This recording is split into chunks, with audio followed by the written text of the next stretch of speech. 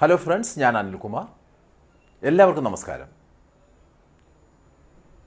നമ്മളെ സംബന്ധിച്ചിടത്തോളം പരീക്ഷയിലേക്കുള്ള ദിനങ്ങൾ വളരെ സമീപസ്ഥമായിരിക്കുന്നു. ഈ സാഹചര്യത്തിൽ നമ്മുടെ സിലബസിൽ 5 മാർക്ക് ഉൾക്കൊള്ളുന്ന കേരള ഭരണ സംവിധാനത്തെ പറ്റി, അതിലെ ഇമ്പോർട്ടൻ്റ് ആയിട്ടുള്ള കാര്യങ്ങൾ നമുക്ക് ചർച്ച ചെയ്യാം. അപ്പോൾ ഇതൊരു 5 ക്ലാസ്സുകളിലൂടെയാണ് കേരള ഭരണ സംവിധാനത്തെ സംബന്ധിക്കുന്ന സിലബസിൽ ഉൾക്കൊള്ളുന്ന വിഷയങ്ങളെ പറ്റിയുള്ള ഈ ക്ലാസ്സുകൾ നിങ്ങൾക്ക് ലഭിക്കുന്നത്. അപ്പോൾ അത് കൂടുതലായും നമ്മൾ ചെയ്യുന്നത് പ്രീവിയസ് ക്വസ്റ്റ്യൻസ്, വരാൻ സാധ്യതയുള്ള ചോദ്യങ്ങൾ, കൂടുതൽ പോയിന്റുകൾ ഉൾപ്പെടുത്തിക്കൊണ്ടുള്ള ചോദ്യങ്ങൾ, ഇവയൊക്കെ ഉൾപ്പെടുത്തിക്കൊണ്ടുള്ള ഒരു ക്വസ്റ്റ്യൻ ഡിസ്കഷൻ എന്നുള്ള രീതിയിലായിരിക്കും ഈ ക്ലാസ്സുകൾ മുന്നോട്ട് നീങ്ങുക. കാരണം മറ്റുള്ളതൊക്കെ നമ്മൾ നേരത്തെ പഠിച്ചിട്ടുള്ളതാണ്. നമുക്ക് ക്ലാസ്സിലേക്ക് പ്രവേശിക്കാം. പെർമനൻ്റ് എക്സിക്യൂട്ടീവ് എന്ന് വിശേഷിപ്പിക്കപ്പെടുന്നത് എന്ത് എന്നൊരു ചോദ്യം നിങ്ങൾക്കറിയാം. എക്സിക്യൂട്ടീവിനെ പറ്റി നിങ്ങൾ കേട്ടിട്ടുണ്ട്.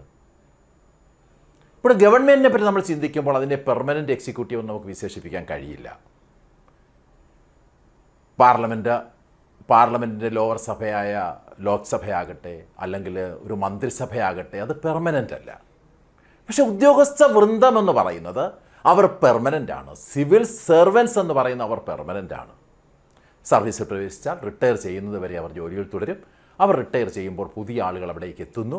അതുകൊണ്ട് തന്നെ പെർമനൻ്റ് എക്സിക്യൂട്ടീവ് എന്നറിയപ്പെടുന്നത് സിവിൽ സർവീസ് ആണെന്ന കാര്യം നിങ്ങൾ വിസ്മരിക്കരുത്. ഉത്തരം വളരെ വ്യക്തമാണ്. Civil service, permanent executive, civil service.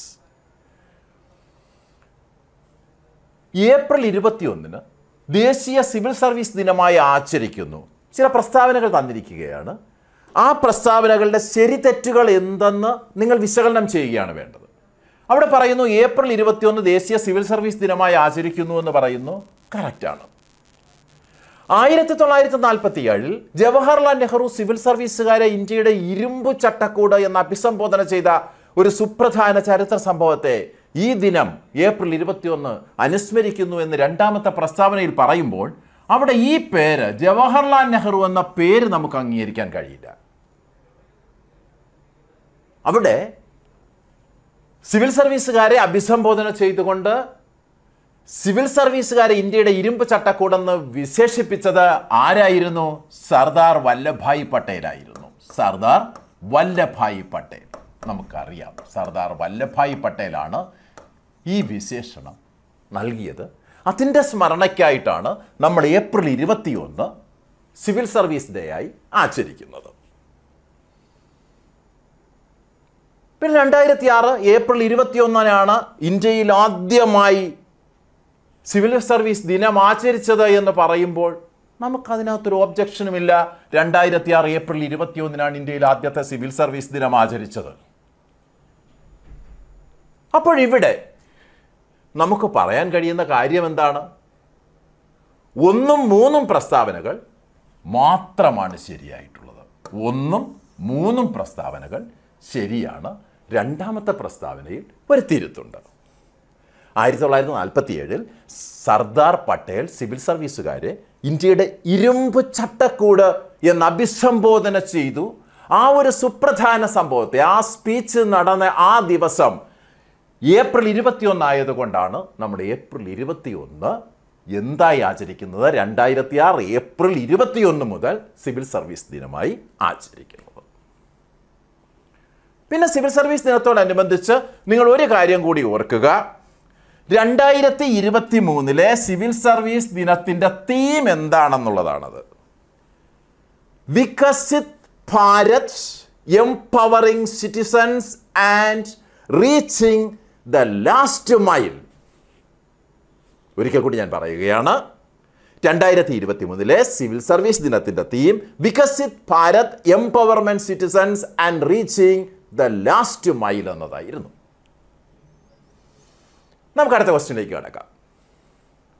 നിങ്ങൾ എന്തെങ്കിലും നടപ്പാക്കുന്നതിന് മുമ്പ് നിങ്ങൾ കണ്ട പാവപ്പെട്ടവൻ നിസ്സഹായനുമായ ഒരു മുഖം ഓർക്കുക. ഞാനിപ്പോൾ ചെയ്യാൻ പോകുന്നത് ആ പാവപ്പെട്ടവൻ എങ്ങനെ സഹായകമാകും എന്ന് സ്വയം ചോദിക്കുക. ഇത് കേൾക്കുമ്പോൾ തന്നെ എല്ലാവരുടെയും മനസ്സിൽ ആ ചിത്രം മഹാത്മാഗാന്ധിയുടെ ചിത്രം ഉണ്ടായിട്ടുണ്ട്.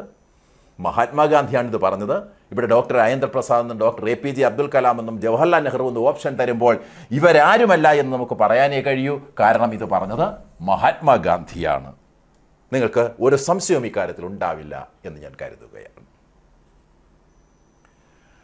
അനുച്ഛേദം 309 കുറിച്ചുള്ള ശരിയായ പ്രസ്താവനയത് നമുക്ക് മറക്കാൻ കഴിയാത്ത ഒരു ആർട്ടിക്കിളാണ് 309. സിവിൽ സർവീസിനെ സംബന്ധിച്ച് 309 ഇത് പാർട്ട് 14 പാർട്ട് 14 309. നമുക്ക് നോക്കാം, പ്രസ്താവനകൾ നോക്കാം. കേന്ദ്ര സിവിൽ സർവീസുകളെ പറ്റി ചട്ടങ്ങൾ രൂപീകരിക്കാൻ അധികാരം ഇന്ത്യൻ പ്രസിഡന്റിനും അവ ക്രമപ്പെടുത്തി നിയമങ്ങൾ നിർമ്മിക്കാൻ അധികാരം പാർലമെന്റിനും നൽകുന്നു. എന്താണ് നിങ്ങളുടെ അഭിപ്രായം? ശരിയാണ്. 309 പ്രകാരമാണ് കേന്ദ്ര സിവിൽ സർവീസിനെ സംബന്ധിച്ച് അല്ലെങ്കിൽ ഓൾ ഇന്ത്യ സർവീസിനെ സംബന്ധിച്ചുള്ള ചട്ടങ്ങൾ പ്രസിഡന്റ് നിർമ്മിക്കുന്നത് 309 പ്രകാരമാണ്. അതുപോലെ തന്നെ ആ ചട്ടങ്ങളെ ക്രമപ്പെടുത്താനായി പാർലമെന്റ് നിയമം നിർമ്മിക്കുന്നതും 309 പ്രകാരമാണ്. ഒന്നാമത്തെ പ്രസ്താവന ശരി. സംസ്ഥാന സിവിൽ സർവീസുകളെ പറ്റി ചട്ടങ്ങൾ രൂപീകരിക്കാൻ അധികാരം സംസ്ഥാന ഗവർണർക്കും അവ ക്രമപ്പെടുത്താൻ അധികാരം സംസ്ഥാന നിയമസഭയ്ക്കും. സംസ്ഥാന സിവിൽ സർവീസിനെ പറ്റി പറയുമ്പോൾ അതിൽ ചട്ടങ്ങൾ ഉണ്ടാക്കാനുള്ള അധികാരം ഗവർണർക്കാണ്. അതിനുള്ള അധികാരം ലഭിക്കുന്നത് 309 നിന്നാണ്. ആ ചട്ടങ്ങൾക്ക് നിയമപ്രാബല്യം ലഭിക്കണമെങ്കിൽ കേരള നിയമസഭ പാസ്സാക്കുന്ന അല്ലെങ്കിൽ സംസ്ഥാന നിയമസഭ പാസ്സാക്കുന്ന ഏതെങ്കിലും ഒരു നിയമത്തിലെ ഏതെങ്കിലും ഒരു വ്യവസ്ഥയിൽ അത് പറഞ്ഞിരിക്കണം. അപ്പോൾ അതിനുള്ള അധികാരം സംസ്ഥാന നിയമസഭയ്ക്കുണ്ട്. അപ്പോൾ ഇവിടെ 2 പ്രസ്താവനകളും ശരിയാണ് എന്ന് നമുക്ക് കാണാം. ഓപ്ഷൻ സി ആണ് ശരിയായ ഉത്തരം. ഒരു കാരണവശാലും 309 മറക്കരുത്. നമ്മുടെ സർവീസ് ചട്ടങ്ങളൊക്കെ ഉണ്ടാക്കിയിരിക്കുന്നത് 309 അനുസരിച്ചാണ്. ഇനി 309 ആൻസറായി വരത്തക്ക രീതിയിലുള്ള ചില ചോദ്യങ്ങൾ നിങ്ങൾക്കൊന്ന് സ്വയം നിർമ്മിക്കാൻ കഴിയുമോ? 309 നമ്മുടെ കേരള സർവീസ് റൂൾസ് ഒരു സർവീസ് ചട്ടമാണ്. അപ്പോൾ അത് രൂപീകരിച്ച് എന്ത് പ്രകാരമായിരിക്കും? 309 പ്രകാരം. KS&SSR ഒരു സർവീസ് ചട്ടമാണ്. 1958 KS&SSR അത് രൂപീകരിച്ച് എന്ത് പ്രകാരമായിരിക്കും? ആർട്ടിക്കിൾ 309 പ്രകാരം. കാരണം ഒരു സർവീസ് ചട്ടമല്ലേ, അത് ഗവർണർ രൂപീകരിച്ചതല്ലേ. അതുപോലെ തന്നെ Kerala civil services classification and appeal rules 1960 അത് ഏത് ആർട്ടിക്കിൾ പ്രകാരമായിരിക്കും? 309 പ്രകാരമായിരിക്കും. സംശയമുണ്ടോ? Kerala government servants contact rules അതെങ്ങനെയാണ്, ഏത് ചട്ടം അനുസരിച്ചായിരിക്കും? 309 അനുസരിച്ചാണ്. ഇനി കേരള അഡ്മിനിസ്ട്രേറ്റീവ് സർവീസ് രൂപീകരിച്ചത് ഏത് ചട്ടം അനുസരിച്ചാണെന്ന് ചോദിച്ചാൽ 309 പ്രകാരം. 309 ആണ് റൂളാണ് അതിനൊക്കെ നിയമനിർമ്മാണം നടത്താൻ അധികാരം നൽകുന്നത്. അപ്പോൾ അത് നമുക്ക് പറയാം. കാസ്റ്റ് സ്പെഷ്യൽ ചട്ടങ്ങൾ നിർമ്മിച്ചത് ഈ 309 പ്രകാരമാണ്. കാരണം ഗവർണർക്ക് ഇതൊക്കെ ഗവൺമെൻറ്റിന് അല്ലെങ്കിൽ ഗവൺമെൻറ്റിനെ റെപ്രസെൻറ്റ് ചെയ്തിട്ട് ഗവർണർക്ക് ഇതൊക്കെ ചെയ്യാനുള്ള അധികാരം അവിടെ കിട്ടുന്നുണ്ട്.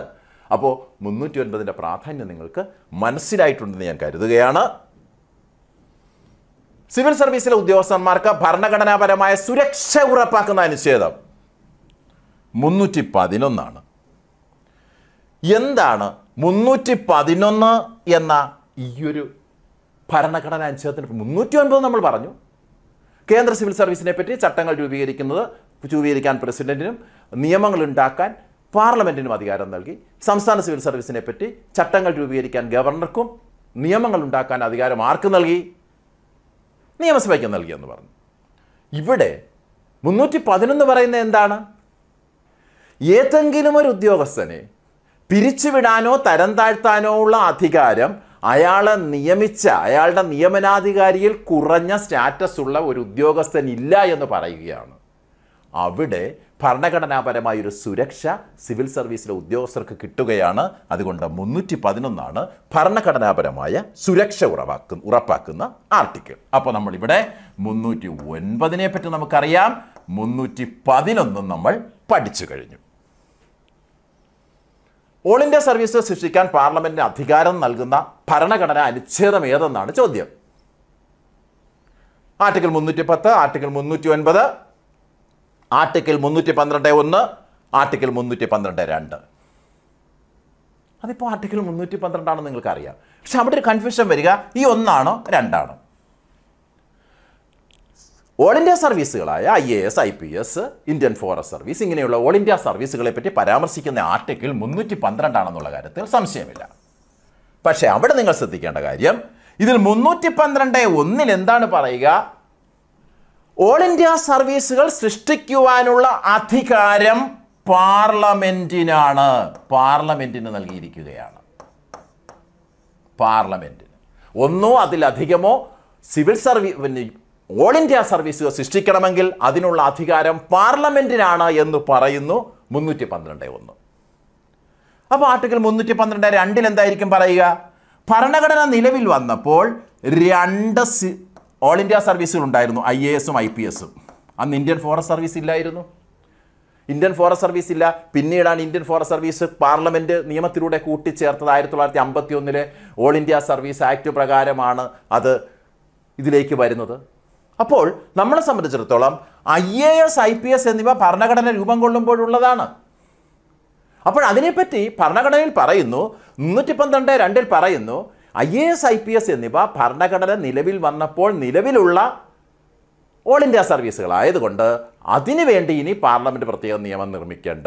ഇനി പുതുതായിട്ട് എന്തെങ്കിലും ചെയ്യണമെങ്കിൽ പാർലമെൻറ്റ് നിയമം നിർമ്മിച്ചാൽ മതി. അപ്പോൾ വ്യക്തമാണല്ലോ. അപ്പം നമ്മളോട് ഇവിടെ ചോദിച്ചത് എന്താണ്? ഓൾ ഇന്ത്യ സർവീസുകൾ സൃഷ്ടിക്കാൻ പാർലമെൻറ്റിന് അധികാരം നൽകുന്നത് ആർട്ടിക്കിൾ 312(1). എന്നാൽ ആർട്ടിക്കിൾ 312(2) എന്താ പറഞ്ഞേ? IAS, IPS എന്നിവ ഭരണഘടന നിലവിൽ വന്നപ്പോൾ നിലവിലുള്ളവയാകയാൽ അവയ്ക്കായി ഇനി എന്ത് ചെയ്യേണ്ട? ഒരു പ്രത്യേക നിയമനിർമ്മാണം നടത്തേണ്ട. അപ്പോൾ IAS, IPS എന്നിവയെ പറ്റിയാണ്, അതിൻ്റെ സ്റ്റാറ്റസിനെ പറ്റിയാണ് ഇതിൽ പറഞ്ഞത്. 312(2) പറഞ്ഞത്.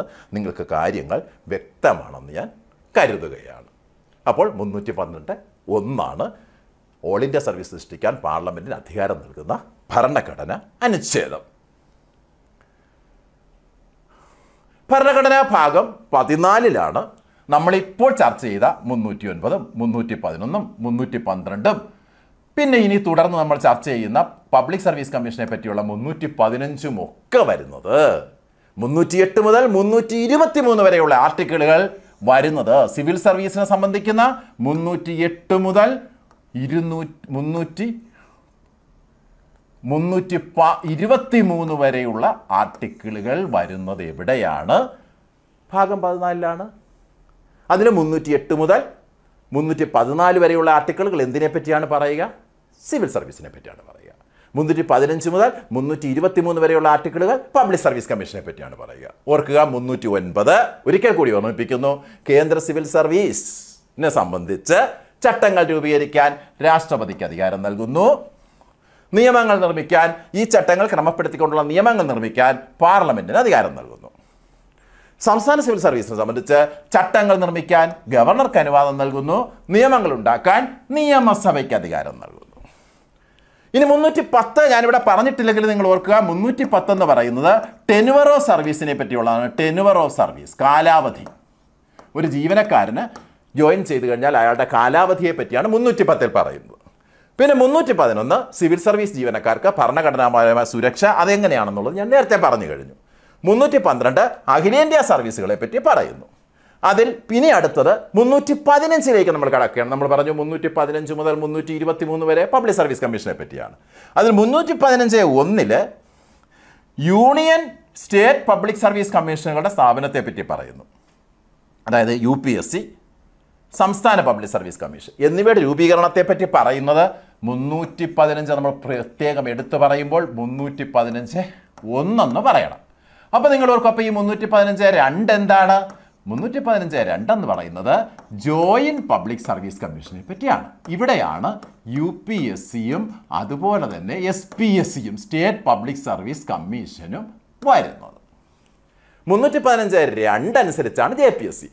ഇത് നേരിട്ട് രൂപീകരിക്കാനാണ് പറയുന്നത്. അതുകൊണ്ടാണ് UPSCയും പിന്നെ സ്റ്റേറ്റ് പബ്ലിക് സർവീസ് കമ്മീഷനും എന്തായി മാറുന്നത്? അവ ഭരണഘടനാ സ്ഥാപനങ്ങളായി മാറുക. പക്ഷേ JPSCയുടെ കാര്യത്തിൽ 315(2) പറയുന്നത് പാർലമെൻറ്റ് നിർമ്മിക്കുന്ന ഒരു നിയമത്തിലൂടെ ജോയിൻറ്റ് പബ്ലിക് സർവീസ് കമ്മീഷൻ 1, 2 അതിലധികമോ സ്റ്റേറ്റുകൾക്ക് വേണ്ടി ഉണ്ടാക്കാമെന്നാണ്.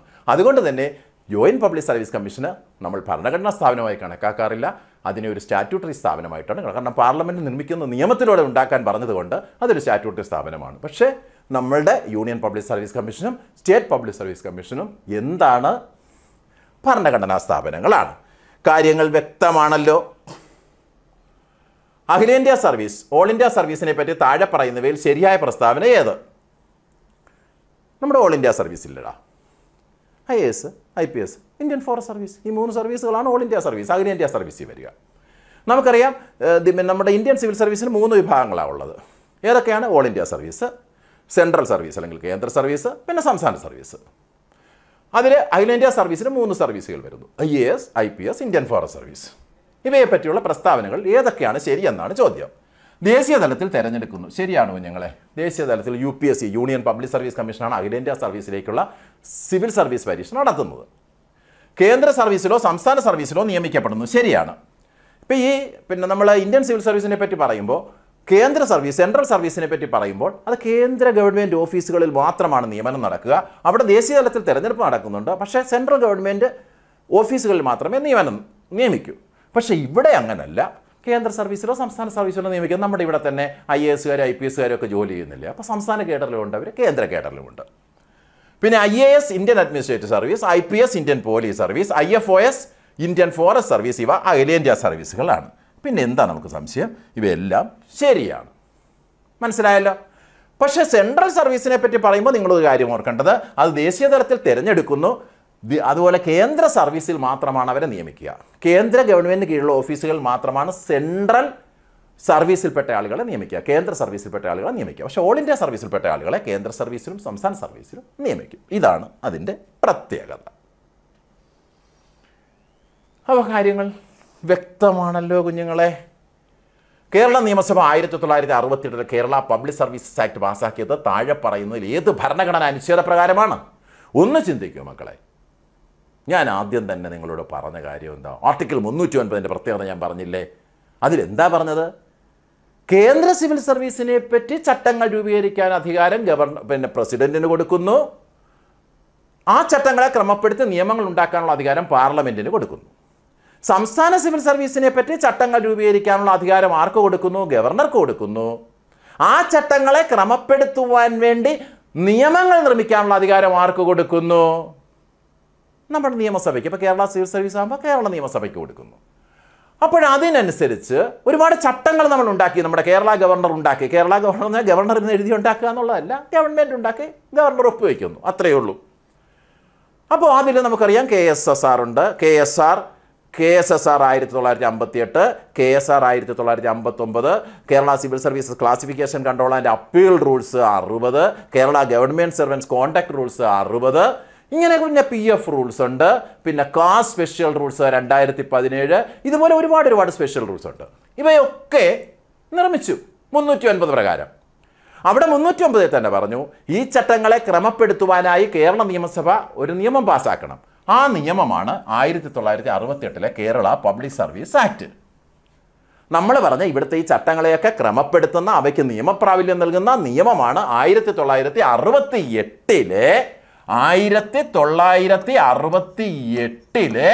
Kerala public services act. അപ്പോൾ ഈ ആക്ട് എന്ത് പ്രകാരമായിരിക്കും ഉണ്ടാവുക? കോൺസ്റ്റിറ്റ്യൂഷൻ നമ്മൾ നേരത്തെ പറഞ്ഞില്ലേ, 309 ആർട്ടിക്കിളിൽ പറഞ്ഞില്ലേ ചട്ടങ്ങളെ ക്രമപ്പെടുത്താൻ നിയമം ഉണ്ടാക്കണമെന്ന്. അപ്പോൾ ഇതും 309 പ്രകാരമാണ് ഈ ആക്ട് കേരള നിയമസഭ പാസ്സാക്കിയിട്ടുള്ളത്. ഓക്കെ ആണല്ലോ? അപ്പോൾ കേരള നിയമസഭ 1968 കേരള പബ്ലിക് സർവീസ് ആക്ട് പാസ്സാക്കിയത് ആർട്ടിക്കിൾ 309 പ്രകാരം. കേരള അഡ്മിനിസ്ട്രേറ്റീവ് സർവീസ് രൂപീകരിക്കാൻ ഇടയാക്കിയ നിയമം ഏതെന്ന് ചോദിച്ചാൽ ഏതാ? കേരള നിയമസഭ കേരളത്തിൽ സൃഷ്ടിക്കപ്പെട്ട 1968 നിയമം അത് പാസ്സാക്കുന്നത്. പക്ഷേ കേരളത്തിൽ അതുവരെ ഉണ്ടായ KSR, KSSR, Kerala civil service classification control and appeal rules, government contact rules, ഇങ്ങനെയുള്ള പിന്നെ കുറേ കണക്കിന് സ്പെഷ്യൽ റൂൾസ് ഉണ്ട്. ഇതിനെല്ലാം ക്രമപ്പെടുത്തിക്കൊണ്ട് കേരള നിയമസഭ പാസ്സാക്കിയ ഒരു ആക്ട് ഉണ്ട്. ആ act Kerala public services act 1968. കാസ് നമുക്കറിയാം. കാസ് എന്ന് പറയുന്നത് കേരള അഡ്മിനിസ്ട്രേറ്റീവ് സർവീസ് എന്ന് പറയുന്നത് നിലവിൽ വന്നത് 1/1/2018 മുതലാണ്. ഇത് നിർമ്മിച്ചത് ഒരു സ്പെഷ്യൽ റൂൾസ്, കാസ്റ്റ് സ്പെഷ്യൽ റൂൾസ് എന്ന് പറയും. കാസ്റ്റ് സ്പെഷ്യൽ റൂൾസ് 2017 പ്രകാരമാണ് ഇത് നിർമ്മിച്ചത്. അപ്പോൾ ഈ കാസ്റ്റ് സ്പെഷ്യൽ റൂൾസ് നിർമ്മിക്കുമ്പോൾ അതിന് നിയമപ്രാബല്യം നൽകുന്ന നിയമം ഏതായിരിക്കും? ഈ നിയമമായിരിക്കും. കാരണം 1968 കേരള പബ്ലിക് സർവീസ് ആക്ടിൽ പ്രത്യേകം പറഞ്ഞിട്ടുണ്ട്, ഈ 1968 മുമ്പ് കേരള ഗവൺമെൻറ് നിർമ്മിച്ചിട്ടുള്ള എല്ലാ ചട്ടങ്ങൾക്കും ഇത് നിയമപ്രാബല്യം നൽകുന്നു. ഇനി ചട്ടങ്ങൾ അവർക്ക് രൂപീകരിക്കാം. ഇനിയൊരു നിയമം പാസ്സാക്കാതെ തന്നെ അവയ്ക്ക് നിയമപ്രാബല്യം ഉണ്ടായിരിക്കുന്നതാണ്. അപ്പോൾ ഇതിന് നിയമപ്രാബല്യം കൊടുക്കുന്ന ആരാണ്? ഇതാണ്. കാസ്റ്റ് സ്പെഷ്യൽ റൂൾസ് അനുസരിച്ചല്ലേ കേരള അഡ്മിനിസ്ട്രേറ്റീവ് സർവീസ് നിലവിൽ വന്നത്? അതെ. അപ്പോൾ അവിടെ നമുക്ക് പറയാവുന്നത് Kerala public service act 1968. Okay അല്ലേ? കേരള അഡ്മിനിസ്ട്രേറ്റീവ് സർവീസ് രൂപീകരിക്കാനിടയാക്കിയ നിയമം കേരള പബ്ലിക് സർവീസ് ആക്ട് 1968. താഴെ പറയുന്നവയിൽ ഭരണഘടന 309 ആർട്ടിക്കിൾ പ്രകാരം രൂപീകരിക്കപ്പെടുകയും കേരള പബ്ലിക് സർവീസ് ആക്ട് 1968 പ്രകാരം ക്രമപ്പെടുത്തുകയും ചെയ്ത ചട്ടങ്ങൾ, റൂൾസ് ഏവ? ഞാൻ ഇത്രയൊക്കെ പറഞ്ഞ സ്ഥിതിക്ക് നിങ്ങൾ ഇതിൻ്റെ ഉത്തരം കണ്ടെത്തും.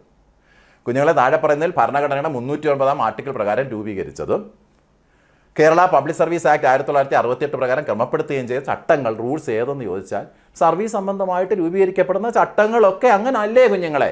309 പ്രകാരമല്ലേ കേരള ഗവർണർ രൂപീകരിച്ചത്? അവയെ ക്രമപ്പെടുത്താൻ വേണ്ടിയല്ലേ 1967 കേരള പബ്ലിക് സർവീസസ് ആക്ട് പാസ്സാക്കിയത്? അപ്പോൾ കാര്യങ്ങൾ വ്യക്തമല്ലേ?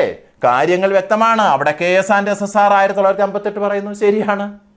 Kerala state service and subordinate service rules 1958 വരും. KSR 1959 അത് വരും. Kerala civil services classification control and appeal rules 1060 അത് വരും. Kerala government servants contract rules 1960 അത് വരും. കാസ്റ്റ് സ്പെഷ്യൽ റൂൾസ് 2017 അത് വരും. അപ്പോൾ നമുക്ക് എന്തു പറയാം? എല്ലാം സർവീസ് റൂളുകളെല്ലാം അതിൽ വരും. സർവീസ് റൂളുകൾ, കേരളത്തിലെ സർവീസ് റൂളുകളെല്ലാം തന്നെ ഉണ്ടാക്കിയിരിക്കുന്നത് 309 പ്രകാരമാണ്. ഇവയ്ക്കെല്ലാം തന്നെ നിയമപ്രാബല്യം കൊടുക്കുന്നത് 1968 കേരള പബ്ലിക് സർവീസ് ആക്ടുമാണ്. ഇതൊന്ന് വ്യക്തമായിട്ട് മനസ്സിലാക്കിയാൽ ഇങ്ങനെയുള്ള ചോദ്യങ്ങൾ തെറ്റില്ല. ഇപ്പോൾ KSRന് നിയമപ്രാബല്യം നൽകിയത് ഏതാണെന്ന് ചോദിച്ചാലും ഈ ആക്റ്റാണ് നമ്മൾ പറയുക. KSRന് ചോദിച്ചാലും KSSRന് ചോദിച്ചാലും Kerala civil service classification control and appeal റൂൾസിന് ചോദിച്ചാലും അങ്ങനെയുള്ള നമ്മുടെ സർവീസിനെ സംബന്ധിക്കുന്ന ചട്ടങ്ങൾ, സ്പെഷ്യൽ റൂൾസ്, ഇതിനെല്ലാം നമ്മൾ ആ ഒരൊറ്റ ആൻസർ പറഞ്ഞാൽ മതി. ആ നിയമം കേരള പബ്ലിക് സർവീസ് ആക്ട് 1968 പിന്നെ അനുച്ഛേദം ഏതാണ്? 309. കേരള സംസ്ഥാന സിവിൽ സർവീസിൽ ക്ലാസ് 1, ക്ലാസ് 2 ജീവനക്കാർ അറിയപ്പെടുന്നത് നമ്മൾ ഒരുപാട് പഠിച്ചല്ലേ. ഗസറ്റ് ഉദ്യോഗസ്ഥർ ഇവിടെ തന്നിരിക്കുന്നു. ഇതിന് വേറൊരു പേര് പറയാം, സ്റ്റേറ്റ് സർവീസ്. സ്റ്റേറ്റ് സർവീസിൽപ്പെട്ട ഉദ്യോഗസ്ഥർ. ക്ലാസ് 1, ക്ലാസ് 2 നമുക്കറിയാം. അവിടെ ക്ലാസ് 1ഉം ക്ലാസ് 2ഉം സ്റ്റേറ്റ് സർവീസിൽ വരും. State service. ഇനി ക്ലാസ് 3ഉം ക്ലാസ് 4ഉം സബോർഡിനേറ്റ് സർവീസിൽ വരും. Subordinate service. സബോർഡിനേറ്റ് സർവീസിലാണ് ക്ലാസ് 3ഉം 4ഉം വരിക. ഇതിൽ സ്റ്റേറ്റ് സർവീസിൽപ്പെട്ടവർ ഗസറ്റഡ് ഓഫീസേഴ്സാണ്, ഗസറ്റഡ് റാങ്കിൽപ്പെട്ടവരാണ്. 3ഉം 4 വരുന്ന സബോർഡിനേറ്റ് സർവീസിലുള്ളവർ നോൺ ഗസറ്റഡ് ഓഫീസേഴ്സാണ്. അപ്പോൾ ആ ഒരു തരംതിരിവ് നമ്മൾ മനസ്സിലാക്കി വെക്കണം കേട്ടോ. അതേസമയം ഇവിടെ ക്ലാസ് 1, ക്ലാസ് 2വിന് പകരം ക്ലാസ് 3, ക്ലാസ് 4 എന്നാണ് ചോദിച്ചെന്നിരിക്കട്ടെ. അപ്പോൾ നമ്മൾ എന്ത് പറഞ്ഞേനെ? നോൺ ഗസറ്റഡ് ഉദ്യോഗസ്ഥർ അല്ലെങ്കിൽ ഓപ്ഷനിൽ സബോർഡിനേറ്റ് സർവീസ് ഉണ്ടെങ്കിൽ അതെടുത്ത് ചേർത്തേനെ. ഇവിടെ ക്ലാസ് 1, ക്ലാസ് 2 വന്നതുകൊണ്ട് ഓപ്ഷനിൽ ഗസറ്റഡ് ഉദ്യോഗസ്ഥർ എന്നുള്ളതുകൊണ്ട് അത് തിരഞ്ഞെടുത്തു. അതിന് പകരം സ്റ്റേറ്റ് സർവീസാണ് കിടന്നിരുന്നെങ്കിൽ അതും തിരഞ്ഞെടുത്തേനെ. ഓക്കെ അല്ലേ? അപ്പോൾ കേരള സംസ്ഥാന സിവിൽ സർവീസ് ക്ലാസ് 1, ക്ലാസ് 2 ജീവനക്കാർ അറിയപ്പെടുന്നത് ഗസറ്റഡ് ഉദ്യോഗസ്ഥർ. മറ്റൊരു പേരെന്താണ്? State service. ക്ലാസ് 2, ക്ലാസ് 3 ജീവനക്കാരെന്ന, ക്ലാസ് 3, ക്ലാസ് 4 ജീവനക്കാരെന്നാണ് പറഞ്ഞിരുന്നെങ്കിൽ നമ്മൾ നോൺ ഗസറ്റഡ് ഓഫീസേഴ്സ് അല്ലെങ്കിൽ സബോർഡിനേറ്റ് സർവീസ് എന്ന് പറഞ്ഞേനെ അല്ലേ. താഴെ കൊടുത്തിരിക്കുന്നതിൽ ഏത് സർവീസാണ് കേരള സിവിൽ സർവീസസ് വർഗീകരണം, നിയന്ത്രണം, അപ്പീൽ ചട്ടങ്ങൾ 1960 ഷെഡ്യൂൾ 1 ഉൾപ്പെടാത്തതെന്നാണ് ചോദ്യം. കുഞ്ഞുങ്ങളെ, ഈ ക്വസ്റ്റ്യനിലേക്ക് കടക്കുന്നതിന് മുമ്പ് എന്താണ് Kerala civil services classification control and appeal rules എന്ന് നിങ്ങളൊന്ന് അറിയണം. എന്താണത്? അതിൽ തന്നെ ഇല്ലേടാ, വർഗീകരണം. സർവീസിനെ വർഗീകരിക്കുക. വർഗീകരിക്കുന്നത് എങ്ങനെ വർഗീകരിച്ചത്? സ്റ്റേറ്റ് സർവീസ് ഒന്നും സബോർഡിനേറ്റ് സർവീസ് ഒന്നും. ആ വർഗീകരണം. പിന്നെ എന്താ? നിയന്ത്രണം. നിയന്ത്രണം എന്താ? നിങ്ങൾ തെറ്റ് കാണിച്ചാൽ, നിങ്ങൾ ഗവൺമെൻറ് സർവീസിൽ ചെന്ന് നിങ്ങൾ നിയമവിരുദ്ധമായ രീതിയിൽ പ്രവർത്തിച്ചാൽ നിങ്ങൾക്കെതിരെ ശിക്ഷണ നടപടി സ്വീകരിക്കാനുള്ള ശിക്ഷണ നടപടികൾ. ഇനി അങ്ങനെ ശിക്ഷണ നടപടി എടുത്തു കഴിഞ്ഞാൽ അതിനെതിരെ അപ്പീൽ. കാരണം നമ്മൾ ഒരുപാട് ശിക്ഷണ നടപടികളുണ്ട് കേട്ടോ. അവിടെ പിന്നെ നമുക്ക് നമ്മുടെ ഇൻക്രിമെൻറ്റ് പിടിച്ചു വയ്ക്കാം, നമ്മളെ സെൻസർ ചെയ്യാം, നമുക്ക് വാണിംഗ് തരാം, അതുപോലെ തന്നെ നമ്മളെ ഡിസ്മിസ് ചെയ്യാം, സർവീസിൽ നിന്ന് നീക്കം ചെയ്യാം, ഇങ്ങനെയുള്ള നടപടി, അതുപോലെ സസ്പെൻഷനുണ്ട്. ഇതിനെപ്പറ്റിയൊക്കെയുള്ള നടപടിക്രമങ്ങൾ ഈ ചട്ടത്തിലാണ് 1960 Kerala civil services classification control and appeal rules, മലയാളത്തിൽ വർഗീകരണം, നിയന്ത്രണം, അപ്പീൽ ആ റൂളിലാണ് പറയുന്നത്. അപ്പോൾ വർഗീകരണത്തെ പറ്റിയും പറയുന്നുണ്ടല്ലോ. ക്ലാസ് 1, ക്ലാസ് 2 ജീവനക്കാർ, ക്ലാസ് 3, ക്ലാസ് 4 ജീവനക്കാർ. അപ്പോൾ ഈ വർഗീകരണം ഇതിനകത്ത് വളരെ വ്യക്തമായിട്ട് ഈ ഡിപ്പാർട്ട്മെൻറ്റ് തലത്തിൽ, തസ്തിക തിരിച്ചല്ല, ഡിപ്പാർട്ട്മെൻറ്റ് തലത്തിൽ തിരിച്ചുകൊണ്ട് എന്താണ് സ്റ്റേറ്റ് സർവീസ്, എന്താണ് സബോർഡിനേറ്റ് സർവീസ്, ഇത്ര സ്റ്റേറ്റ് സർവീസ് ഉണ്ട്, ഇത്ര സബോർഡിനേറ്റ് സർവീസ് ഉണ്ടെന്ന് പറയുന്നത് ഈ നിയമത്തിൻ്റെ ഷെഡ്യൂളുകളിലാണ്. അതിൽ ഷെഡ്യൂൾ 1-ൽ, ഈ നിയമത്തിലെ ഷെഡ്യൂൾ 1-ലാണ് എന്തിനെപ്പറ്റി പറയുക, സ്റ്റേറ്റ് സർവീസ് എന്ന് പറയുന്ന ഗസറ്റഡ് കേഡറുകളെ പറ്റി പറയുക. അതിൻ്റെ ഷെഡ്യൂൾ 2-ലാണ് എന്തിനെപ്പറ്റി പറയുക, നോൺ ഗസറ്റഡ് കേഡറിലുള്ള സബോർഡിനേറ്റ് സർവീസിനെ പറ്റി പറയുന്നത്. അപ്പോൾ നമ്മളിവിടെ ചോദിച്ചത്, ഈ നിയമപ്രകാരം 1960 ഈ നിയമപ്രകാരം ഷെഡ്യൂൾ 1-ൽ ഉൾപ്പെടാത്തത് ഏത്? ഞാൻ പറഞ്ഞല്ലോ, ഈ നിയമത്തിലെ ഷെഡ്യൂൾ 1-ൽ എന്താ മക്കളെ വരിക? ഷെഡ്യൂൾ 1-ൽ എന്താ വരിക? State service. സ്റ്റേറ്റ് സർവീസിൻ്റെ 60-ൽ പരം സ്റ്റേറ്റ് സർവീസ് ഉണ്ട്, അതിൻ്റെ ലിസ്റ്റാണ് വരിക. ഷെഡ്യൂൾ 2-ൽ എന്താടാ വരിക? ഷെഡ്യൂൾ 2-ൽ വരുന്നത് സബോർഡിനേറ്റ് സർവീസ്. എന്താണ് വരിക?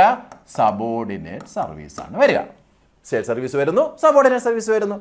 അപ്പോൾ സ്റ്റേറ്റ് സർവീസും സബോർഡിനേറ്റ് സർവീസും ഇവിടെ പറഞ്ഞത് 1-ൽ ഉൾപ്പെടാത്തത്. 1-ൽ ഉൾപ്പെടുന്നത് ഏതായിരുന്നു? State service. അപ്പോൾ 1-ൽ ഉൾപ്പെടാത്തത് ഏതായിരിക്കും? 2-ൽ ഉൾപ്പെടുന്നത്. സബോർഡിനേറ്റ് സർവീസ് ഏതാണെന്നാണ് ചോദ്യം.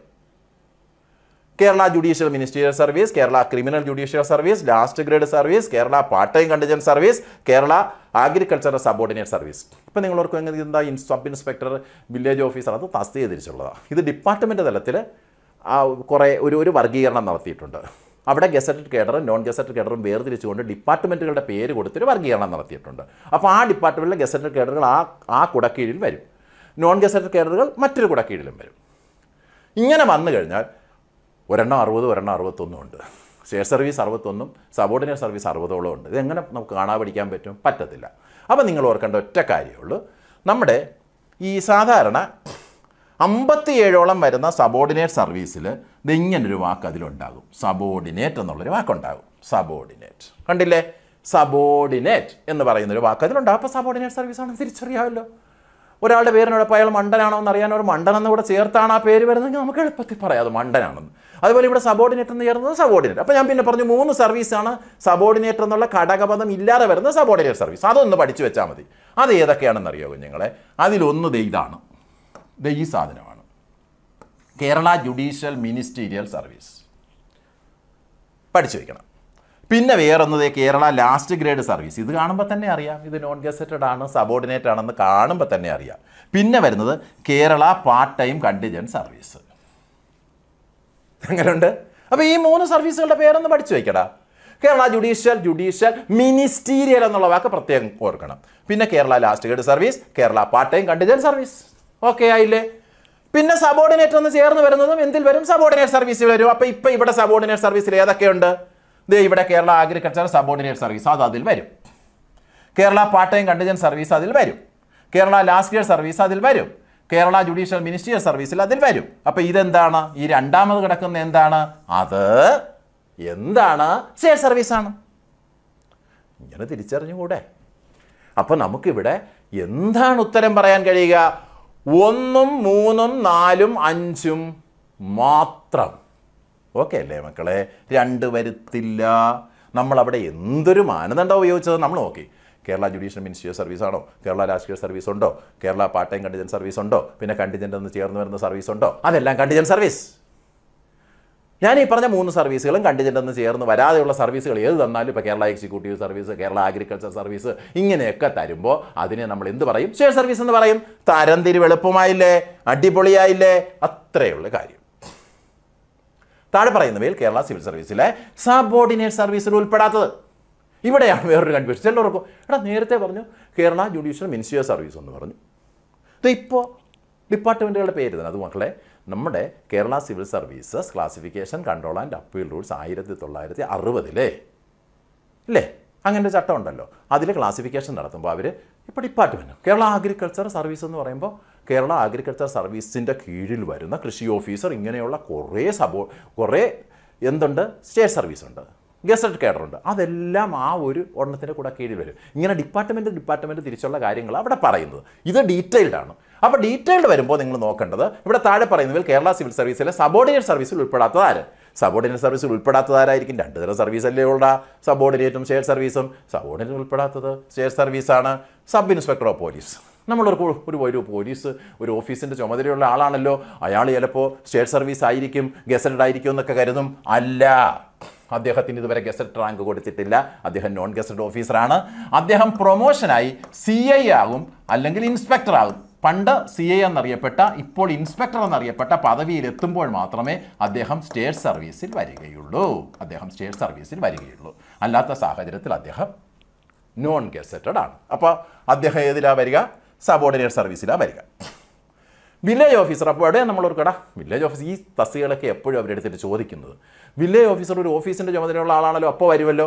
അവിടെയും അദ്ദേഹവും അദ്ദേഹം ഗസറ്റഡ് അല്ല, നോൺ ഗസറ്റഡ് ഓഫീസറാണ് വില്ലേജ് ഓഫീസർ. വില്ലേജ് ഓഫീസർക്ക് മുകളിൽ ഡെപ്യൂട്ടി തഹസീൽദാർ കഴിഞ്ഞ് തഹസീൽദാർ എത്തുമ്പോൾ തഹസീൽദാർ എന്നുള്ള പോസ്റ്റ് തൊട്ടാണ് അവിടെ എന്തായിട്ട് വരിക?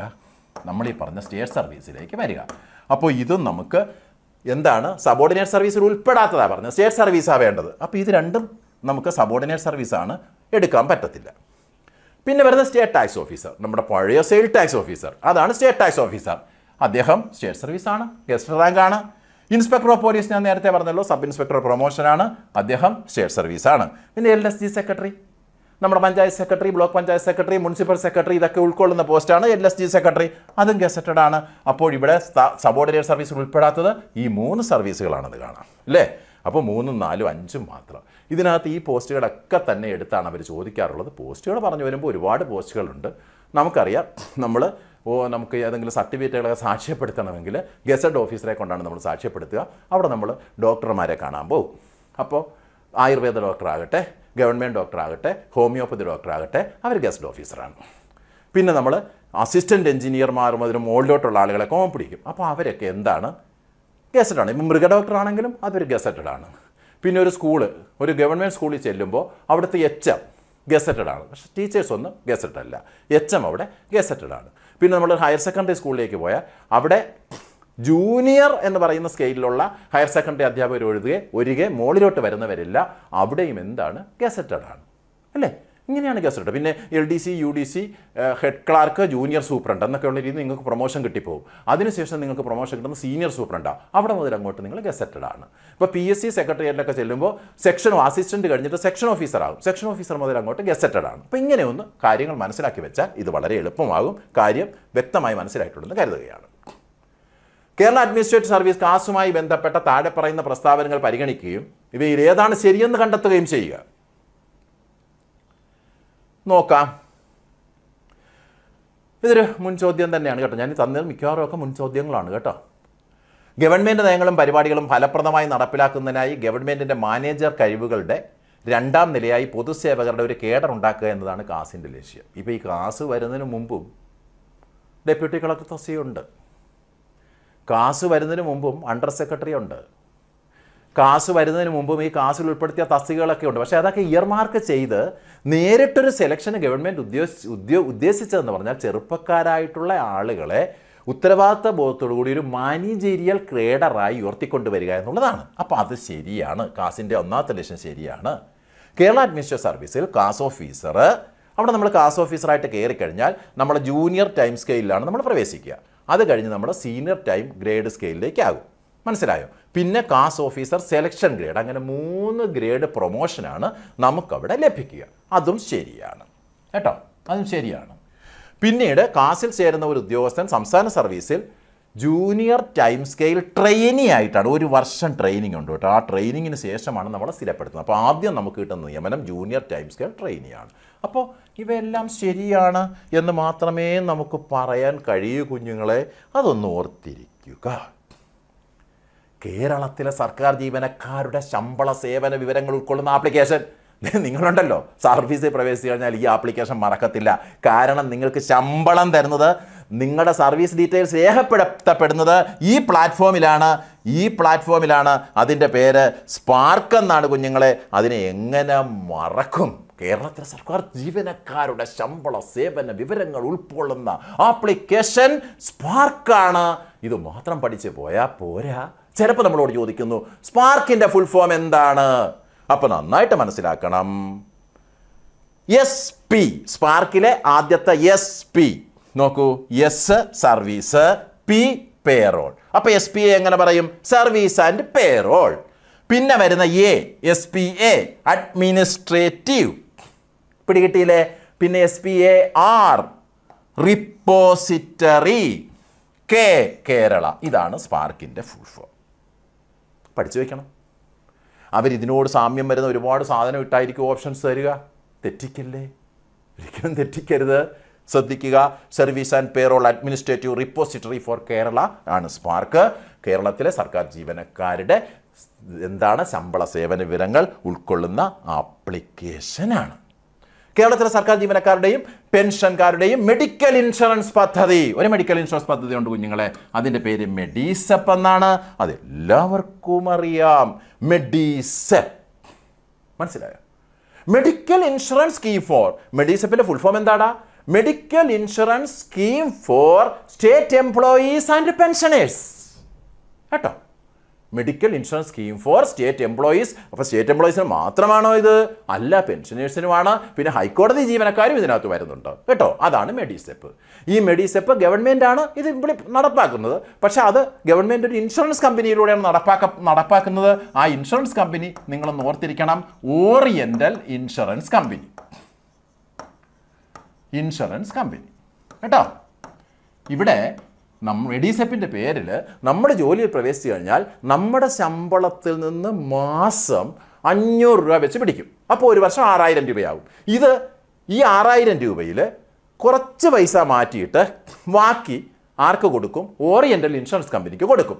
ഓറിയൻ്റൽ ഇൻഷുറൻസ് കമ്പനിയാണ് ഈ മെഡിസെപ്പ്. ആ കമ്പനിയിലൂടെയാണ് നമ്മൾ ഇത് നടപ്പാക്കുന്നത് കേട്ടോ. അപ്പം മെഡിസെപ്പും നിങ്ങൾ അറിഞ്ഞിരിക്കണം.